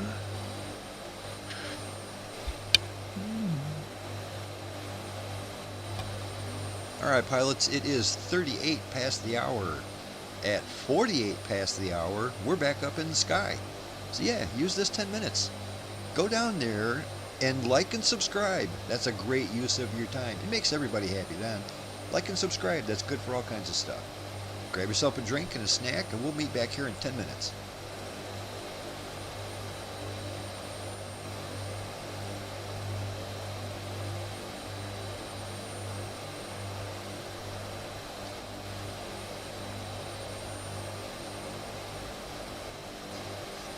Oh, he's in the Duke turbine. All right. That No. makes a certain amount of sense. Still wouldn't be fast enough. Yeah.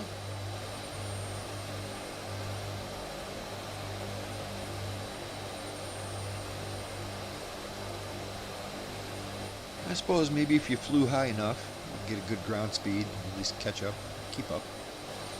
On a longer flight, maybe not, but these legs have been kind of short. Alrighty, I'll be right back.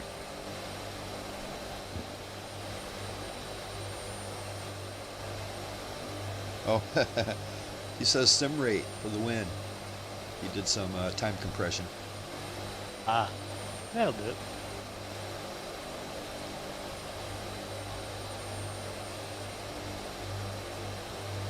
Yeah, I like the Duke. Yeah, as a matter of fact, we used to fly that a lot. I have flown that airplane one time. In real life? Yeah. Cool. It was my first general aviation airplane I've been in. And flown.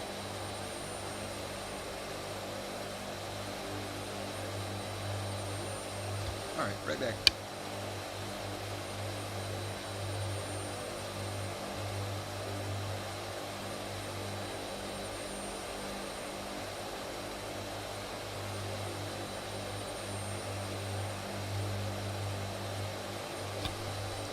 can't leave yet. This is we got to see that beluga coming in.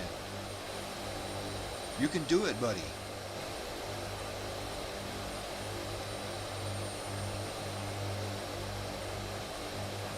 Hey, it looks like Travis is going to go ahead and give that warthog a try, huh? Yeah. Nice, nice. That's a good bird, and it keeps up with us just fine. That's real nice. Yeah, it's kind of thing that goes together with the Beluga's C-130. looking Pretty good. nice.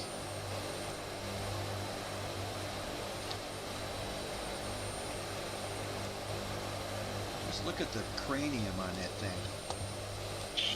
That was a real nice and smooth landing, pal. Look at Yeah, that. it was. That was great. Good job, buddy. Woo. Got that big bird down with room to spare. Yeah, I put auto brakes on max and it stops pretty quickly actually. Ah, good. Good, good. Right on. Having all that cargo didn't hurt either, huh? Neat.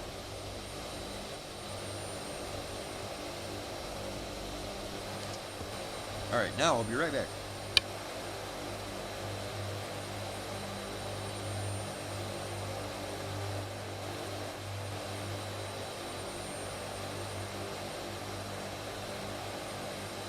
Gonna be weird. My brakes work.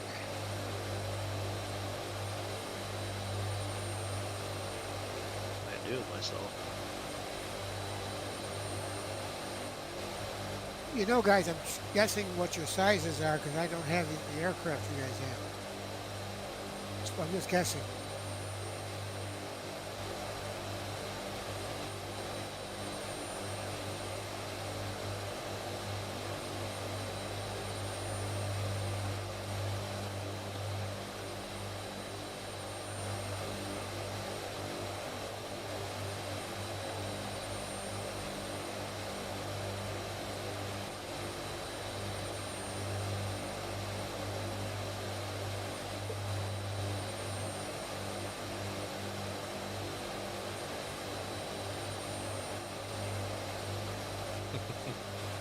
That beluga hopping around on the dirt. A little bit.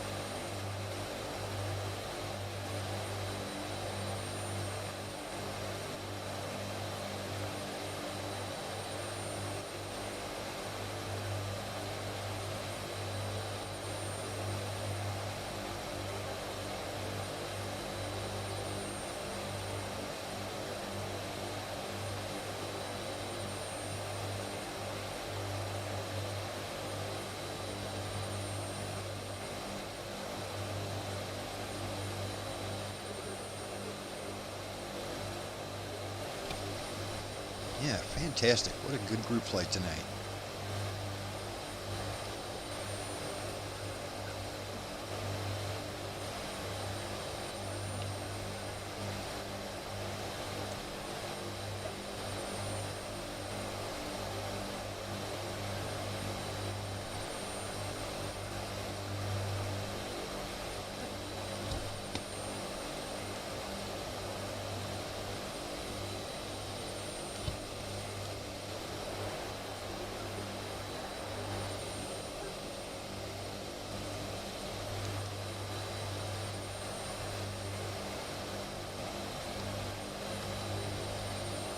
Alrighty, pilots, we're going to be out of here in about 2 minutes.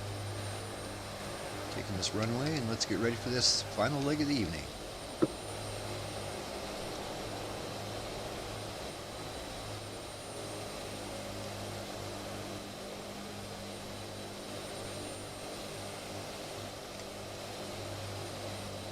Make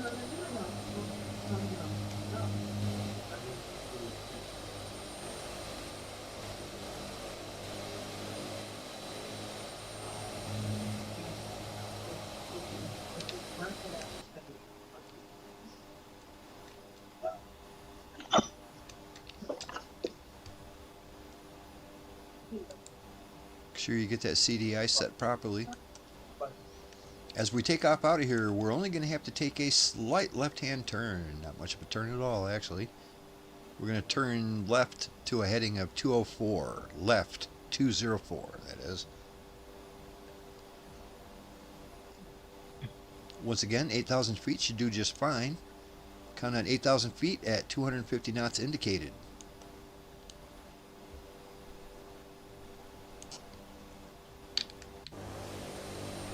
Flaps happening.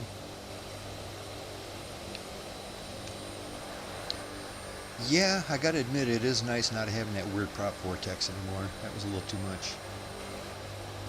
Yes. It was a bit cartoony. Yeah. Make a little more room here for everybody.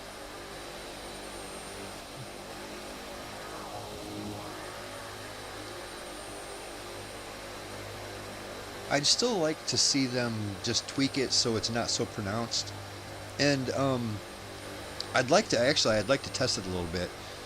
Maybe they fixed it so it's properly, it's only supposed to appear in certain conditions. Like when it's extra humid and things like that. Instead of appearing everywhere, it should only appear in places that are high humidity. Yep, my pictures were taken after a rainstorm. Oh, right, yeah, that makes perfect sense.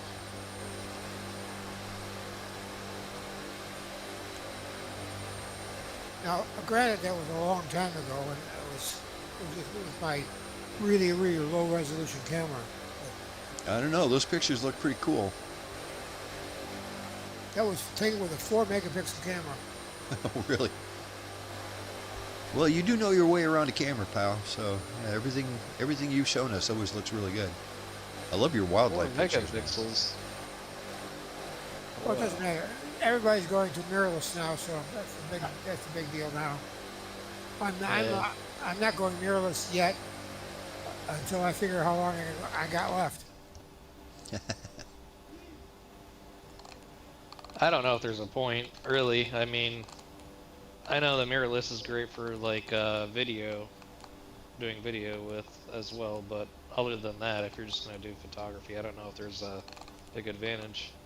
The big thing with mirrorless is they're using newer software, and so you can do a lot more automated things in it. Right. If you know what you're doing, you don't need all those newer things. But normally, if you're just starting out, they help you a lot. I wish I had half your knowledge when it comes to cameras and stuff. I'm just, of course, I'm a YouTuber, so I've got cameras. I've got a decent camera even. It's nothing too fancy, but it's a good camera for what I do. And there's so much about that I don't understand. There's so many settings and so many abbreviations for things that if you're a photographer, all that shit makes sense to you. And for me, I'm like, I don't know. I'm just pushing buttons trying to make it look better or worse. I don't even know what I'm doing. So I wish I had your knowledge of cameras. That would really help me a lot. Well, I've been shooting for just under 50 years. Well, you know what you're doing, that is for sure. Guys and girls, it's time to get these birds out of here. Let's go ahead and spool up and fly out. Don't forget your flaps. We're going to climb to 8,000 feet, 250 knots. This bolt is rolling. Photography. So you're gonna just. Go ahead. I was just gonna say, photography, big number doesn't always mean more better. Absolutely. Especially that. It's what you do with what you got that counts. Yep.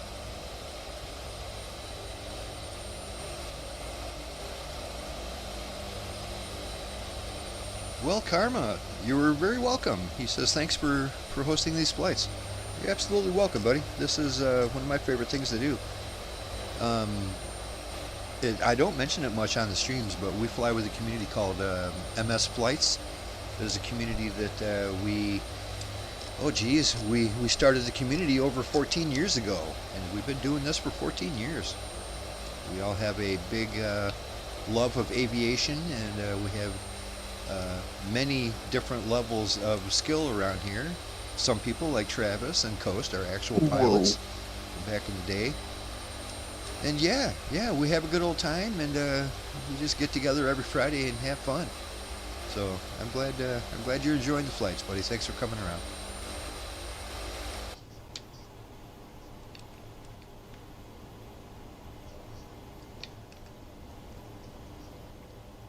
Longhorn, your airplane looks like you was headed to the moon. I guess he got caught in those vortexes too, because whoa, that put me for a spin. I'm glad I'm usually in front. I don't get much of that. Wow. Yeah, I hit the autopilot and my trim just shot me straight up. Whoop. Oh, okay.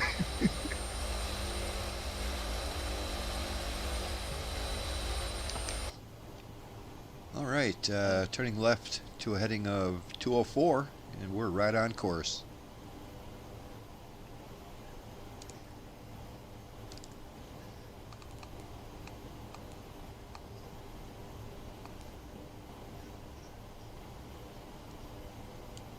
Yeah, Kenya says that when YouTube is showing him ads, at least it's showing him aviation ads, and that's pretty cool.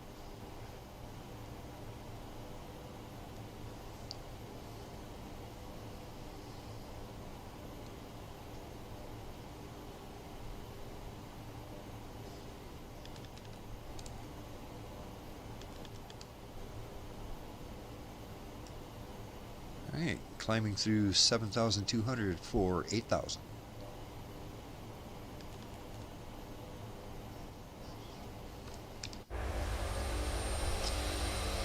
Look at that wild river down there. You can even call that a river. It's just like spaghetti.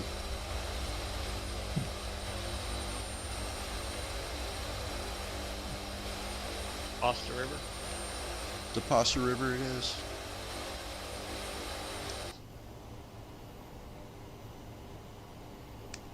I'll see if I can fly the Beluga inverted.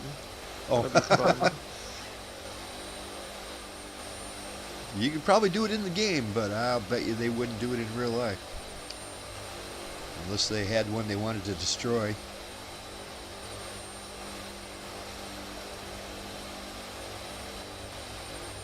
Hey, we got somebody joining us. Trying to read the name. Is it Amarchi? Neat. They're flying an F-18. Right on. I think that might be a whole different pilot unless somebody changed their name. Travis up here in that Warthog, how's that treating you, buddy? You flown that yet before? I have not. I'm pretty sure this is the first time. From what I've heard, it flies pretty good. Yeah, it flies fine. It's not like super, like $100 quality airplane, but it works. Right. It's great. It's really nice for a default airplane. Yeah. And just the speed range that thing has, you ought to be able to get into pretty short runways with that. And definitely you can keep up with us, probably much more than keep up with us. But yeah, a little bit more. It's getting up to like 330, 40 knots. They're coming up to you. That's not like crazy.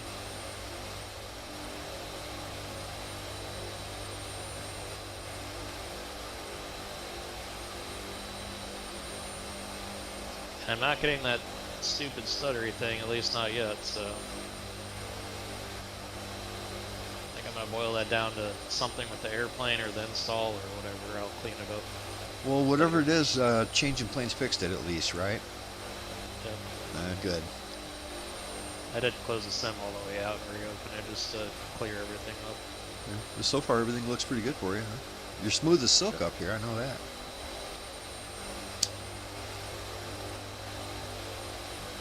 Alright, so I don't know if it's the big tail section, but I cannot roll it inverted. It just won't let me. It's too I just stable. won't. Yeah. Oh, the Airbus Airbus, yeah. doesn't let you. Yeah. Why doesn't let you do that? look up on the top left if it has the flight control buttons, probably like 3 of them. If you turn those off, it might let you do it. Right. Well, it all depends on too. Does an aircraft like that, if you fly it upside down, does it still get fuel? In real life, probably not, but I don't know. Yeah, it's great to see Sam Archie up in here with us. Cool. We picked up a new pilot. Or it's a Marchie. There's no S on the beginning of that. Marky. Alright, I turned off the computers, trying again. Good luck. This I want to see. I got a good view of you.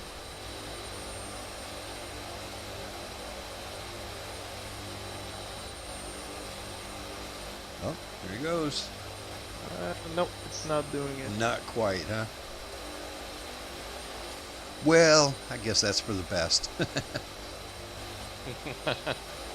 Not for us. Your cargo is all over the place by now.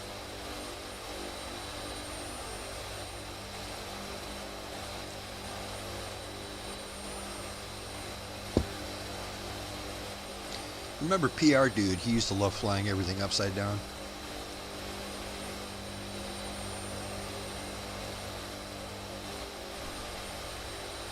It stands for probably reverse. So we had all kinds of names for what PR Dude stood for.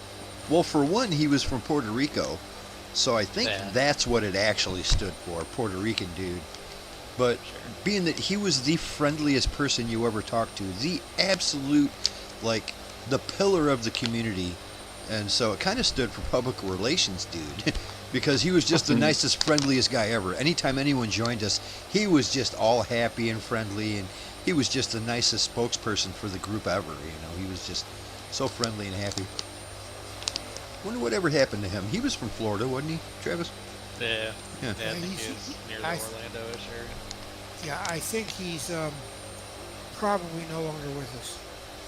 Yeah, I didn't even want to think that, but I think you're right. The last time we seen him was, gosh, 5 or 6 years ago, and he was in pretty poor health then. But just the nicest, friendliest guy ever. He was wheelchair bound at that time. He was wheelchair bound as long as we knew him. And he was not in good shape. Plus, he was an old guy. If he ever popped in, I would love to see him again. I think his first name was Hector or something like that. Hector, yeah, great guy. Just the friendliest dude you ever met. Yeah, one of the best we've ever had in this operation. Oh, definitely. Yeah, made an impact on this community for years. And he added every plane that was possible to his hangar. Everything. He had everything. Not just every airplane, but every airport, every add-on, every fictional thing, every free thing. His sim was so overloaded. He had problems with everything because it was just too much. He would put stuff in his simulator that wasn't even tested. But he was just like, oh, I got a new thing, and he'd grab it and pop it in there, and it would cause problems. But he just had to have everything. I remember I was joking about him having Pyongyang X. Yeah, and he did. I don't think it was real. Yeah, I don't think it was real. He had North Korea. He's the only one that had North Korea.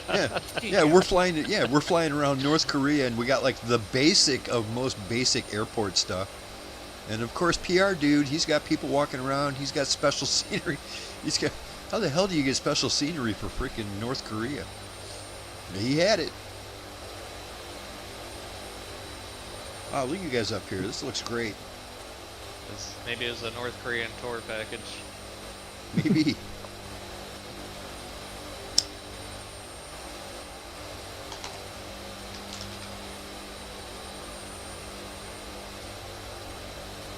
Oh, this looks really good. This might be next week's thumbnail, everybody. Got Mia coming up here with that dope-ass zebra striped airplane. I really like that. And I know they probably don't have zebras here in Australia, but it still fits. Looks really good.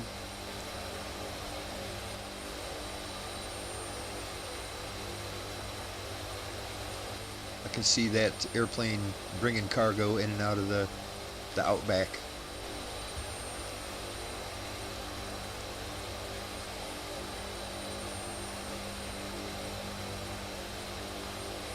And Kenny is getting the hang of that A400. Like I said, that is not the easiest airplane to fly. It's quite a struggle, but it's a good airplane.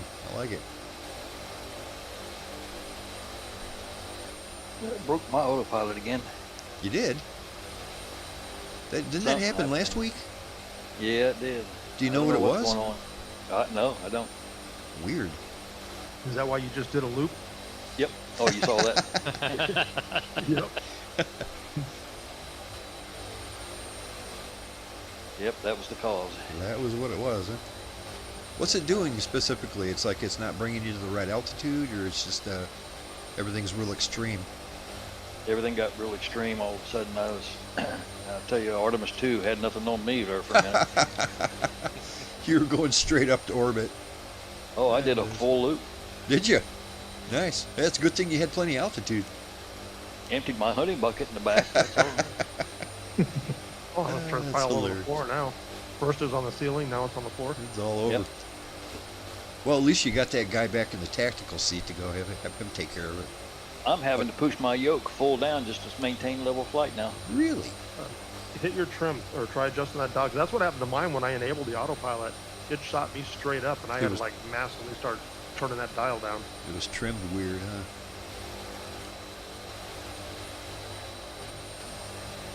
Yeah. Yeah, Look at the big got- smile on that Airbus.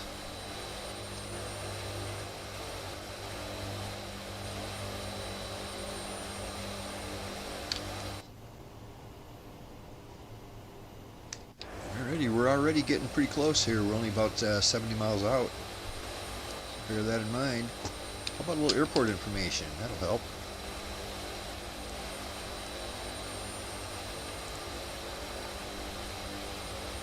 By the way, this is Melbourne we're coming into. Big old Melbourne. That would be Yankee Mike Lima that we're coming into.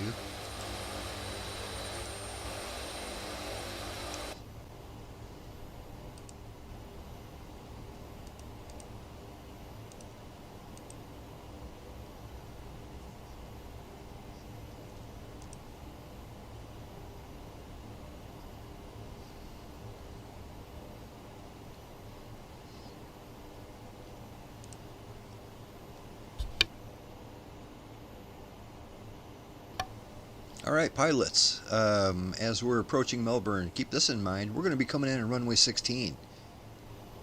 Runway 16 is a huge, almost 12,000 feet of asphalt. That's massive, one of the biggest ones we've ever landed on. Not much elevation, about 420 feet, but bear that in mind. We're coming in on runway 16. Write these numbers down. It has an ILS approach. We are looking at a ILS frequency of 109.7. That localizer is 109.7. And the runway 16 is at a perfect 160 degrees magnetic. No deviation on that at all, so that's always handy. So the heading is 160, that course, and the ILS frequency is 109.7. Put that in right now. 9.7. Every once in a while, I'll come across an airport here in Florida that's changed. Sun and Fun used to have a special extra pay area called the 927 Club, but the runways changed, so Oh. I think it's still called the same thing, but it's 10, But they don't have a runway. not 28. Yeah, they don't have a 927 anymore. And now they just have to keep answering that question all the time. Well, how come it's called that? Yeah, probably.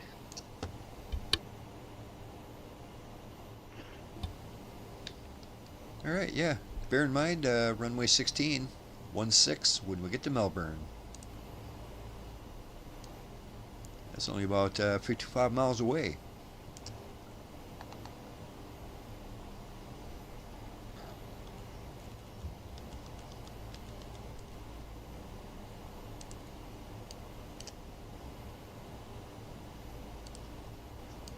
Yeah, that's pretty straight in. Nothing too major to worry about.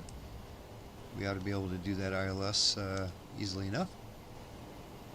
In fact, I'm going to turn just a few degrees to the right here to a heading of 210, 210. By the time we get there, it'll be pretty much lined right up.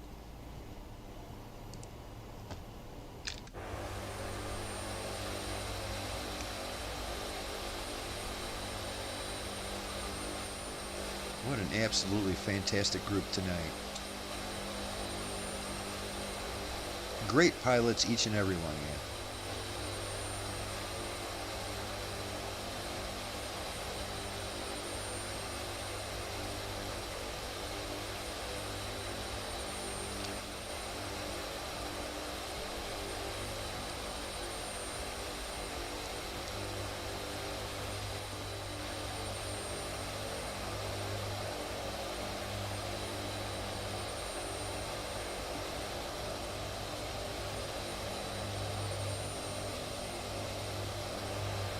Do you have to reset your sim, Bob?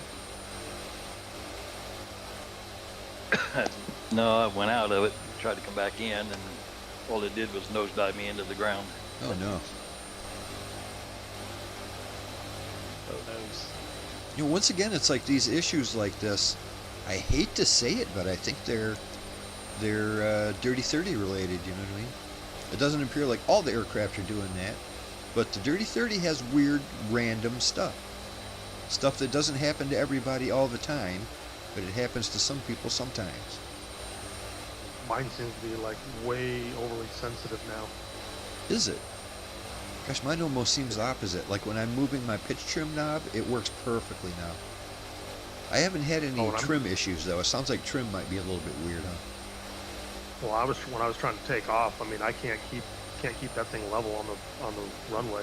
Really? It just tips over, and I'm usually scraping the wing before I even get off the ground.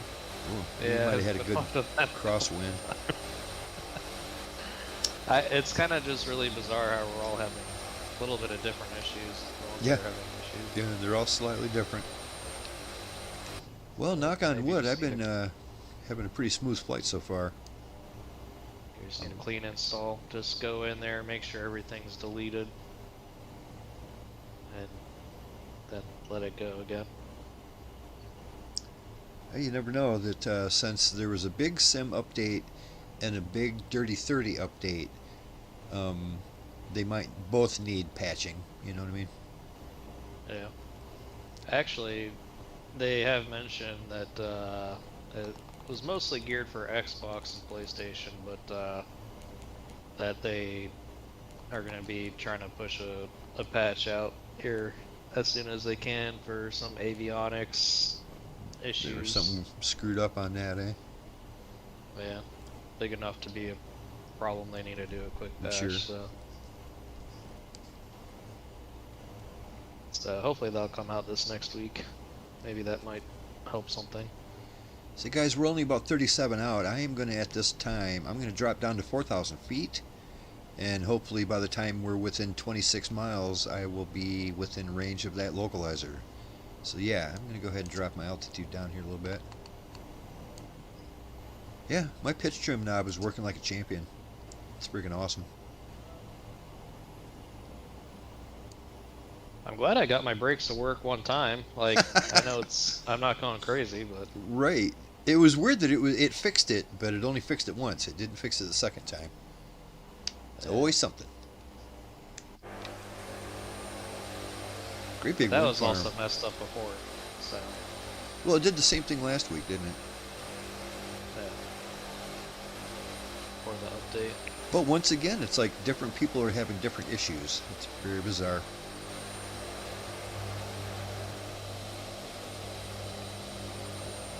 And I haven't clean installed it since I originally got it back in beta. So, just wonder if there's something behind that there. Some leftover files or something it's trying to do. Right. I'm going to swing to the right, maybe heading of, gosh, I don't know, 220.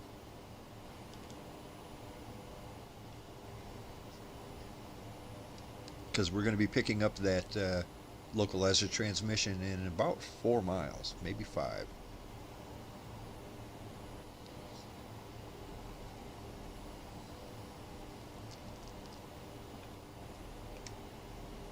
I've had no issues with the frame stuff. I thought maybe it was because you guys were flying all around and just don't want to do all that rendering or something like that. Right, you get a bunch of them together. The issue.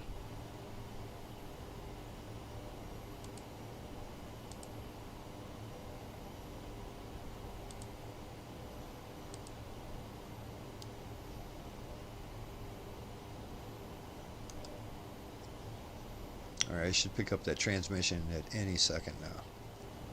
Avalon Airport information, Kilo. Oh, I just picked up the airport information. Visibility, 9er. Sky condition, 9. Yeah. Picked up the airport weather.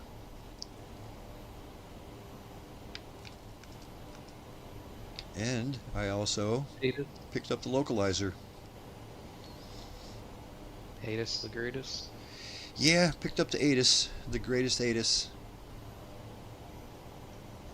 It's been a while since that happened, actually. Sure, it's the right airport. Usually you get it a lot further out. Oh, it might have been a different airport, actually. Because there's 2 or 3 airports right here nearby.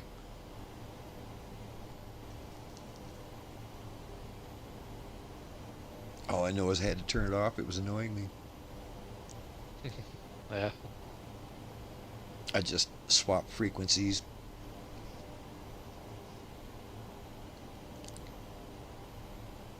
So did you go to the faster frequency to hear it faster? No. I just switched frequencies and I didn't have to hear it at all. It's weird though that when you do that, it still has the text on the screen. So you have to let it go through the entire text before that goes away. But at least I'm not listening to it, you know what I mean? Yeah. Fern?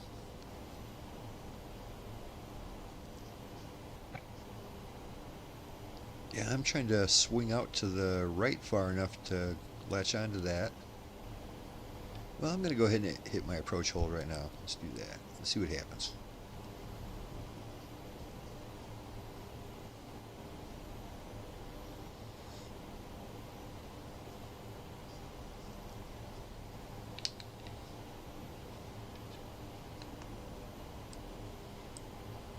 Oh, yeah, there's all kinds of airports right in this airport, or right in this area.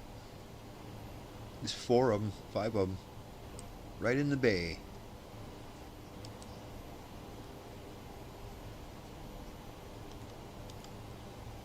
Well, I picked up my glide slope. I haven't latched onto it yet, but the indicator is there. Everything looks good.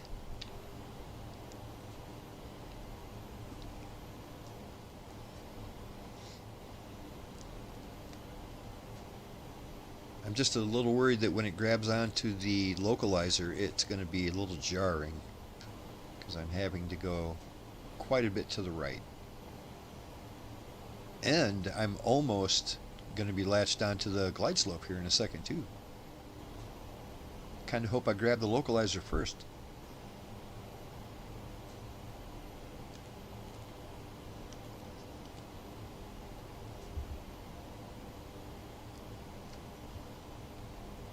Slowing 230.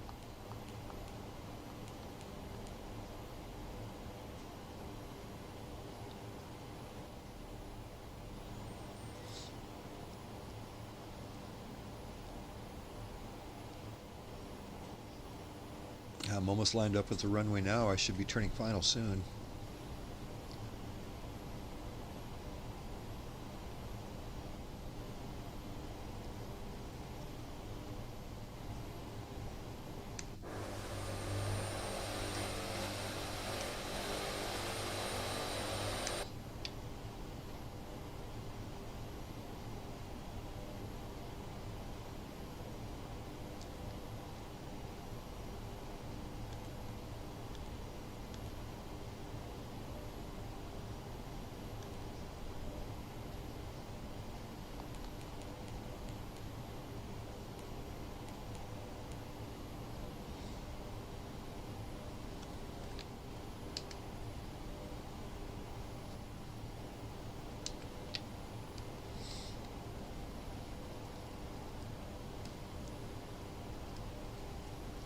Finally, navigation captured, turning final at 13 miles.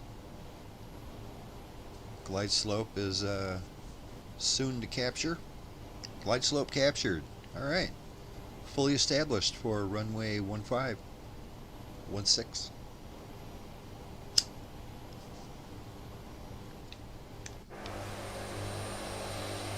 Let's go.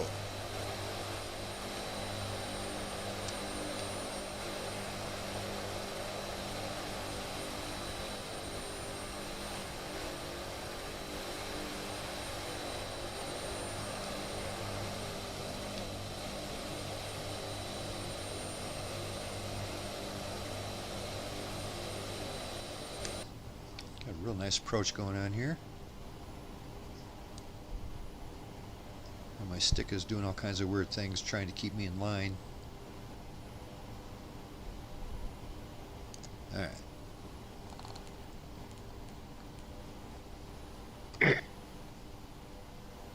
Slowing to 200. Actually, I'm going to bring it right down. I'm going to slow all the way down to 15.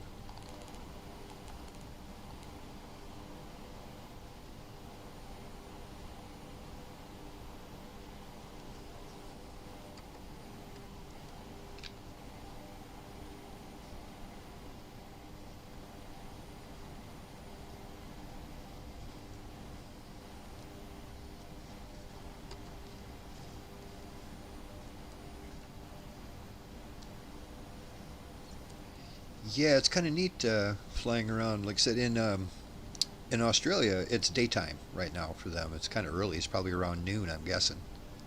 But so it's kind of neat. That's why we run into tons of people at airports, because there's a lot of people flying around.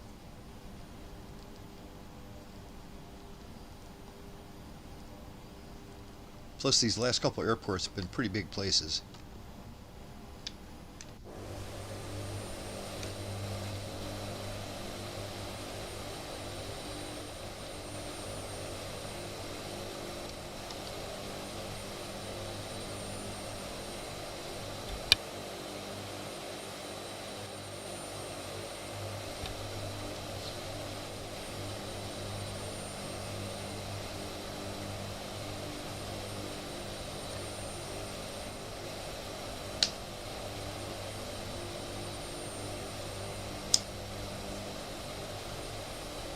Right on, both ILS approaches tonight worked like a charm. Absolutely didn't have an issue with any of it. Like a lot of times it'll bring me up to the glide slope instead of just waiting to capture it. It'll bring me up. Didn't even do that today. Nice and smooth.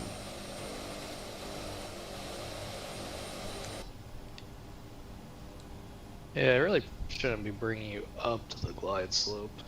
No, and it'll bring me up like 300 feet. It's not like it gently brings me up. It's like, nope, whoop. It shoots me up in the air until I meet it. It's like, ooh, it ain't supposed to do that. Okay, auto throttle off. I'm going to try to maintain around 130-ish.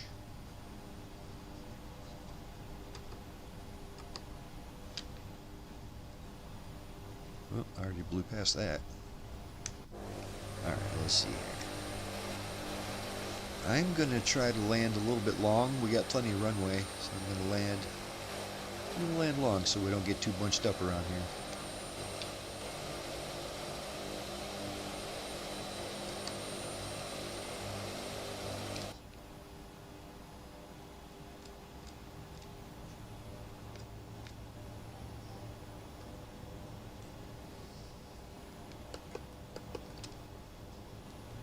Brought me in a little bit high. Thanks for the escort, Travis. You're Oh, welcome. my stick is doing that weird thing again.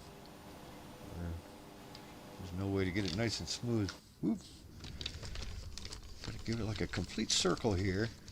And it fixes it.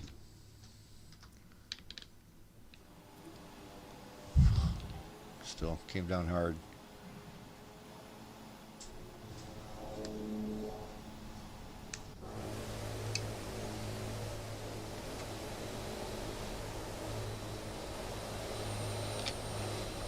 Yeah, it was a weird landing.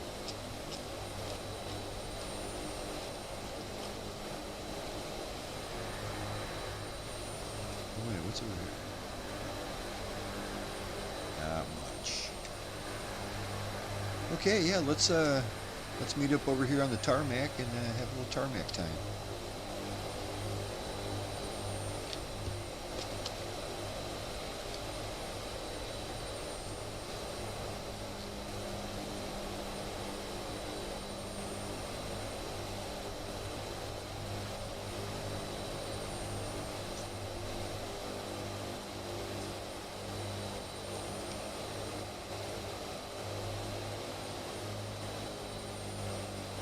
Yeah, it's nice seeing that we have a lot of people joining us lately. It's pretty fun. The more the merrier. Everybody's welcome. Like I said, we take it pretty casual around here, and we've been lucky that everybody's been pretty cool. Of course, this game does kind of draw cool people in, you know what I mean? It's not like playing Fortnite or Roblox.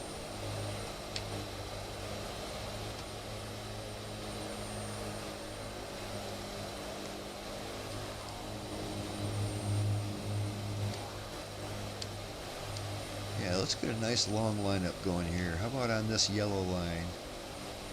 Try to get the whole gang in on it.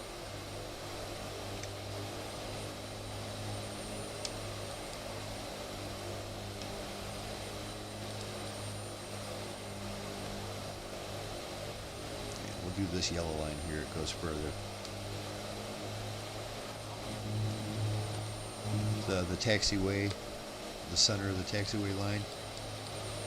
It's kind of thin.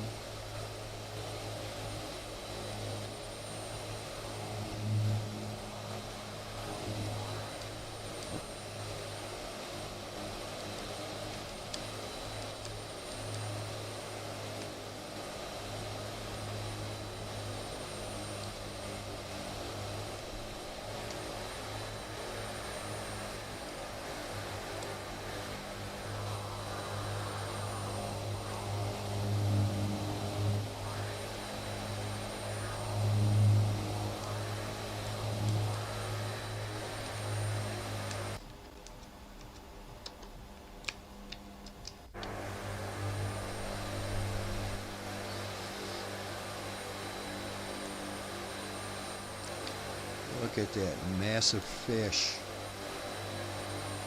Mammal.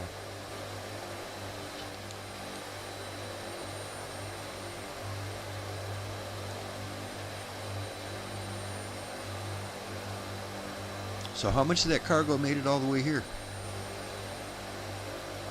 All of it. I just can't guarantee if it's in Right. good order or not. It's all in a big pile. I'm opening the cargo door. Let me know if you see it. I'm curious if it shows it. Oh, yeah. It's coming down slow.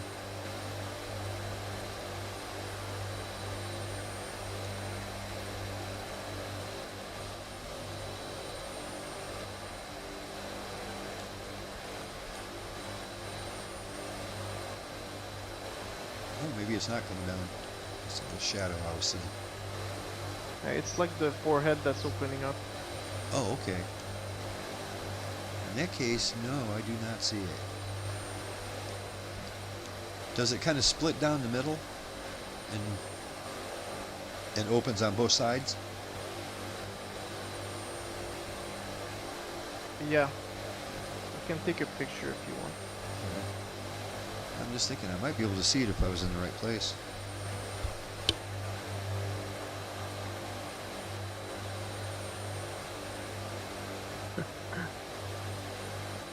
You're dragging your steps on the ground there, Wingnut. Like crew door. Yep.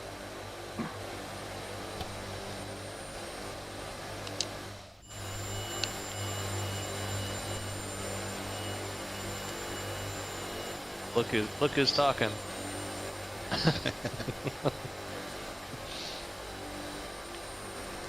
The weird when I thing is get that out and showed walk up after around- Sim Update 5 because it didn't used to do that. No, that happened even before the Dirty 30 update. No, but I mean, it happened last week was the first time we saw it, which is the first time we flew with Sim Update 5. Right. I was just saying it's Yeah, so- not a Dirty 30 Yeah. issue. It's a Yeah. it happened Yeah, I when think it's the new sim. and Yeah, I Yeah. don't see that beluga opening up. That's unfortunate. That would be cool looking. Okay, so that's where the nose and everything is. And you know, that's actually pretty cool. I like that. Where the cockpit is and everything.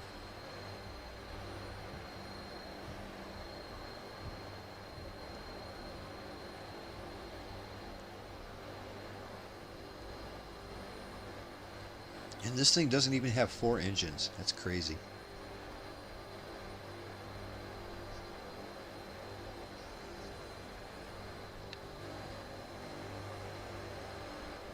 Yeah, I ought to try the stream lifter.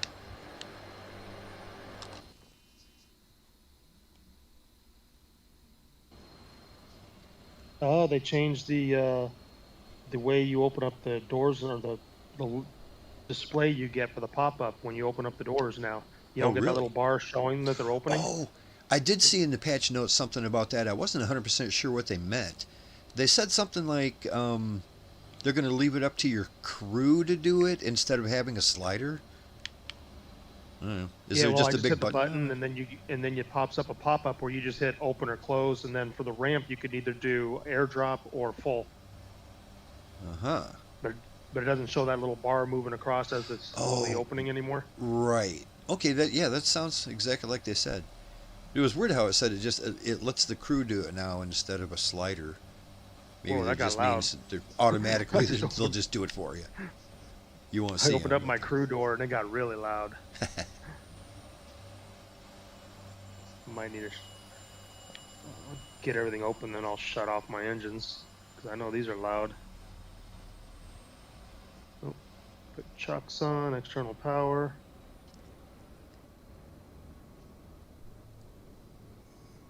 Yep, I see Xantium is in that F-35 that I keep talking about maybe getting because people sure like that airplane. Oh, that was my engines that were really loud. I think my aircraft is still turned on. I should probably shut it off. I'm the only one that still has my engines running besides you.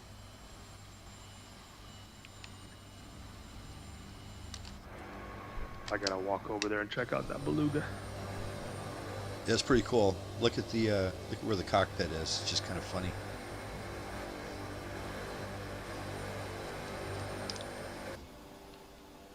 Alright, shut this bird down. Yeah, my frames are trashed with all these high frame rate airplanes right here.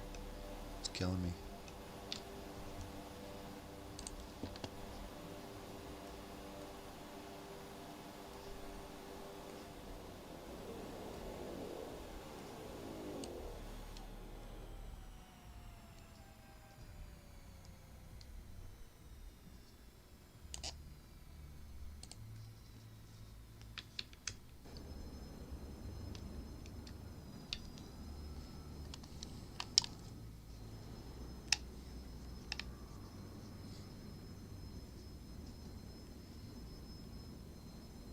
Well, plus we're right next to the huge city of Melbourne.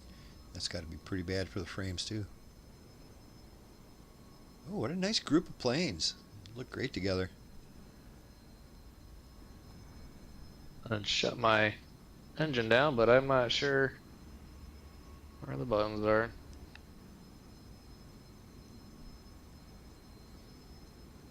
Just do Control Shift D. You know, I picture the beluga being longer. Maybe it is long. It just doesn't seem long because of how fat it is. Right. I think you're right. It looks too short. Right. But just look It at the doesn't very look- front of it and picture that being the width, you know? And yeah, it's way fatter than normal. I'm just surprised it's only 2 engines. I thought it would, you know. No, they're Fuck. pretty big engines though. Well, they sure are. Each one of them is as big as my RV. Don't want to get sucked in. That is too cool. Yeah, that is pretty neat. Definitely have to check out the career mode and see how much you can carry in that. You know, how much you can make. It's got to be a lot.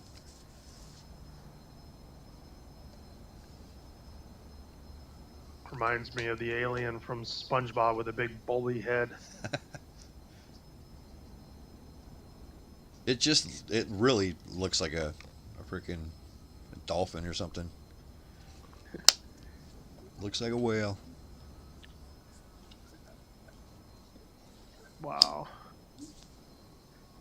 Airbus Beluga. Mm-hmm.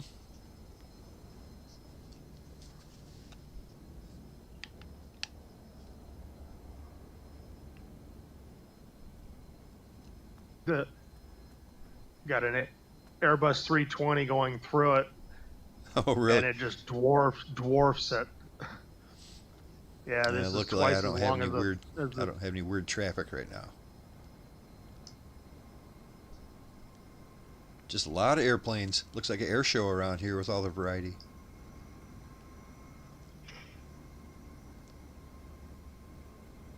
Got Wingnut over here. Hopefully he's got his crew hard at work fixing whatever it was.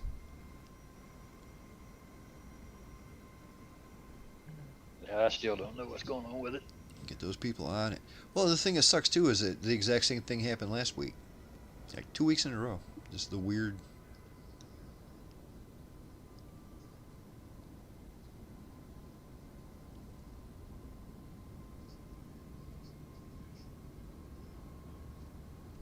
You know what? There's a guy over there called Wingman. You don't suppose that's Yeah, Wingman? You don't suppose that's Wingman Tingley, do you, Ghost? He wouldn't. I don't know. Where is he over? Where? He's over. Wingman. I don't know. There's a flyaway something, blah blah blah, and a Wingman. Wingman 21.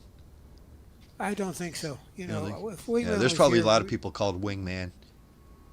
But sure would be cool to run into him. I see he's in Discord all the time.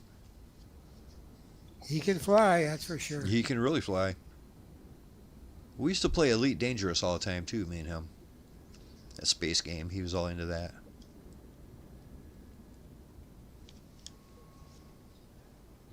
He's one of the best flyers we ever had. Oh yeah, one of the originals too. He was here. He was one of the founding members of the community. Yeah, Bob, I got this weird bus pulled up right next to. Oh, now it's gone. It's like it pulled up right next to you to let a bunch of people out. They were probably their crew to clean up the honey bucket mess. That was the cleaning crew. It's nice. Yeah.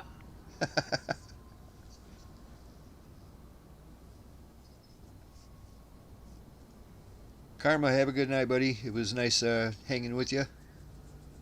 Hopefully we'll see you next week. We're here every Friday. We've only been streaming it for about a year, but we've been doing it for about 14 years. Trying to get in the back here and play, and it's not liking it. I can fly my drone inside this Beluga plane. The cargo bay is huge.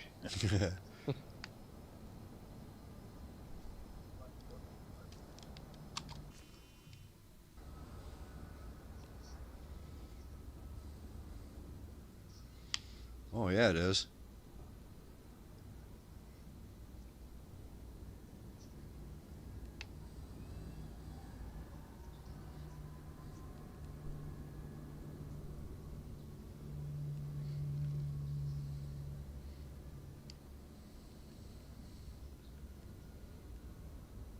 What a lineup.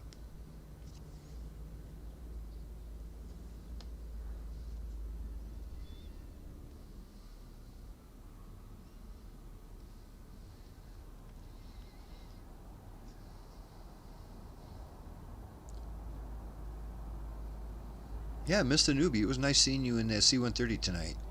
It's a nice airplane. Yes, sir. Sure was fun.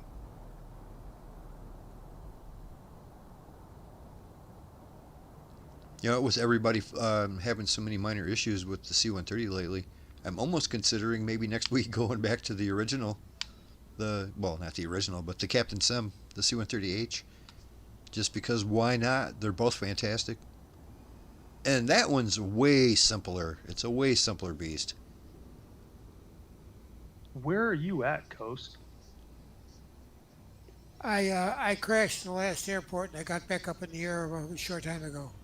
Oh, okay. 'Cause I'm like, looking, I saw your name tag out there, so I'm putting the drone to see where you're at, and it's like I just keep going and going and going. You're I'm not getting any closer. hardly. I'm on my way in. I'm several. Well, don't wait for me. Are you walking or flying? I'm flying this thing. Yeah, that's the C-130 in question I'm talking about. I might just fly that next week because it's been a while. You know what? As a matter of fact, I don't think I even mentioned it. This is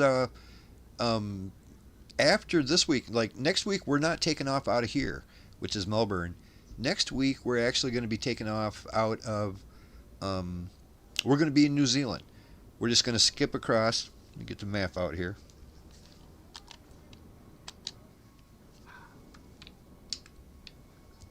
So yeah, we are just going to go ahead and be in New Zealand next week, which is right So here. take the boat to New Zealand and pick up our airplanes there. Right. Next week we're just going to start in New Zealand, probably the southern part. There's a little airport right here already. November Zulu, November Victor, something like that. Anyway, might start right there and head north, see how many weeks it takes us to check everything out. We've done Make sure that there's before. no remember? orcs. Plenty of hobbits though.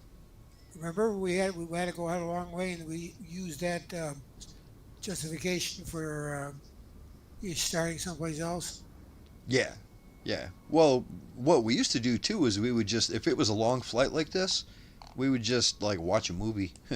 We'd set our autopilot and just for like 2 hours watch a movie or a TV show or something. But next Friday we're going to be starting at the southern tip of New Zealand. What might happen, I'm not 100% sure, but if I feel like it, maybe Wednesday afternoon instead of evening. Maybe I'll just do a quick stream if anybody wanted to hop in. To do that flight. There's not much to watch on it. It's all water, and it's going to be like 2.5 hours of just flying. But I'm into it. I wouldn't mind just covering that leg. And then next Friday night, for the Friday night flights, we'll start in the south here. Yeah, that'd be good. Yeah, just post what airport we're going to take off from as soon as possible, and then if we want to, we can go ahead and fly to it. Yeah, I'll post it right here in Discord. Okay, cool. I may not make it next Friday anyways, because I'm taking off Saturday to go camping. So. Oh, right on. Yeah, you're reading my mind. I've been thinking about camping a lot too. Well, we're going to that Lake Oroville. Leaving. You mentioned that, and they have a dam there, right? Yeah. I knew I heard of that place. I did it. We did a video. We flew around there. We flew around there about, I don't know, a year ago. We flew right over the dam and everything. Because I recorded that night and I made a video about it and threw some music under it. And that Oroville Dam, yeah, that's the place. Gosh, where did we take off from? A place called like Pepe or something? Or yeah. Whatever it was, that was a fun place. Going camping there though, huh? Cool. Yep, right on the lake. Be there for a week, so I'm taking off Saturday to Saturday. I try to stay till Sunday because it's Memorial Weekend, but campground was full for Memorial Weekend, so I got to leave. I got to take off by Saturday from there, which gives me Saturday and Sunday, or Sunday, Monday when I get home anyway. Wasn't it Mother's Day this weekend? This weekend is, yeah. Yeah, wow, it came right up in a hurry too. Yeah, we're taking off. We're going a week because a week from Mother's Day is our anniversary, so we always go for our anniversary somewhere. Yeah, I'm thinking I got to take a trip here pretty soon too. I'm getting antsy. Got to dust off that RV, go out. Just waiting for some nice weather, No, we've had perfect weather this week. It's supposed to be like 80 degrees all week and cooling down to the 60s by the time we leave, which is perfect for me. I love 60s. Hey, good night, Captain Hopper. Take care, buddy. Yeah, we've only had about 40 degrees around here lately. It might hit 50 next week, but it's still cold as hell. We're a hot 95 today. Down there in Florida, eh? Yeah, we were forecast for 90 this weekend through like Monday or Tuesday, but they backed it off to like 80 now, which is good because I got yard work I got to get done tomorrow. Yeah. Did you get any progress on your stuff? I know you weren't expecting to do too much. I did get a letter from the contractor's licensing board saying they've assigned it a case, and they told me who the name of the person is, and they said that it'll be dealt with in the order in which they receive their complaints, and they course. will get in touch with me once they've come to a conclusion or whatever. Their first step now is to contact the solar installer and see what they say.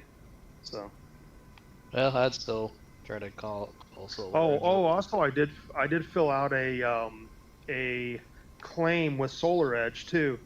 I finally figured out a way to do that. They haven't replied back yet, but I do have a claim number assigned to it. I had to do it through their AI system and said what the situation was and asked, can I have access to it? And so they assigned a claim to it and said they'll be in touch with me. So they don't have a phone number? They do. I didn't call. I get too busy during the day, and by the time I'm able to make phone calls.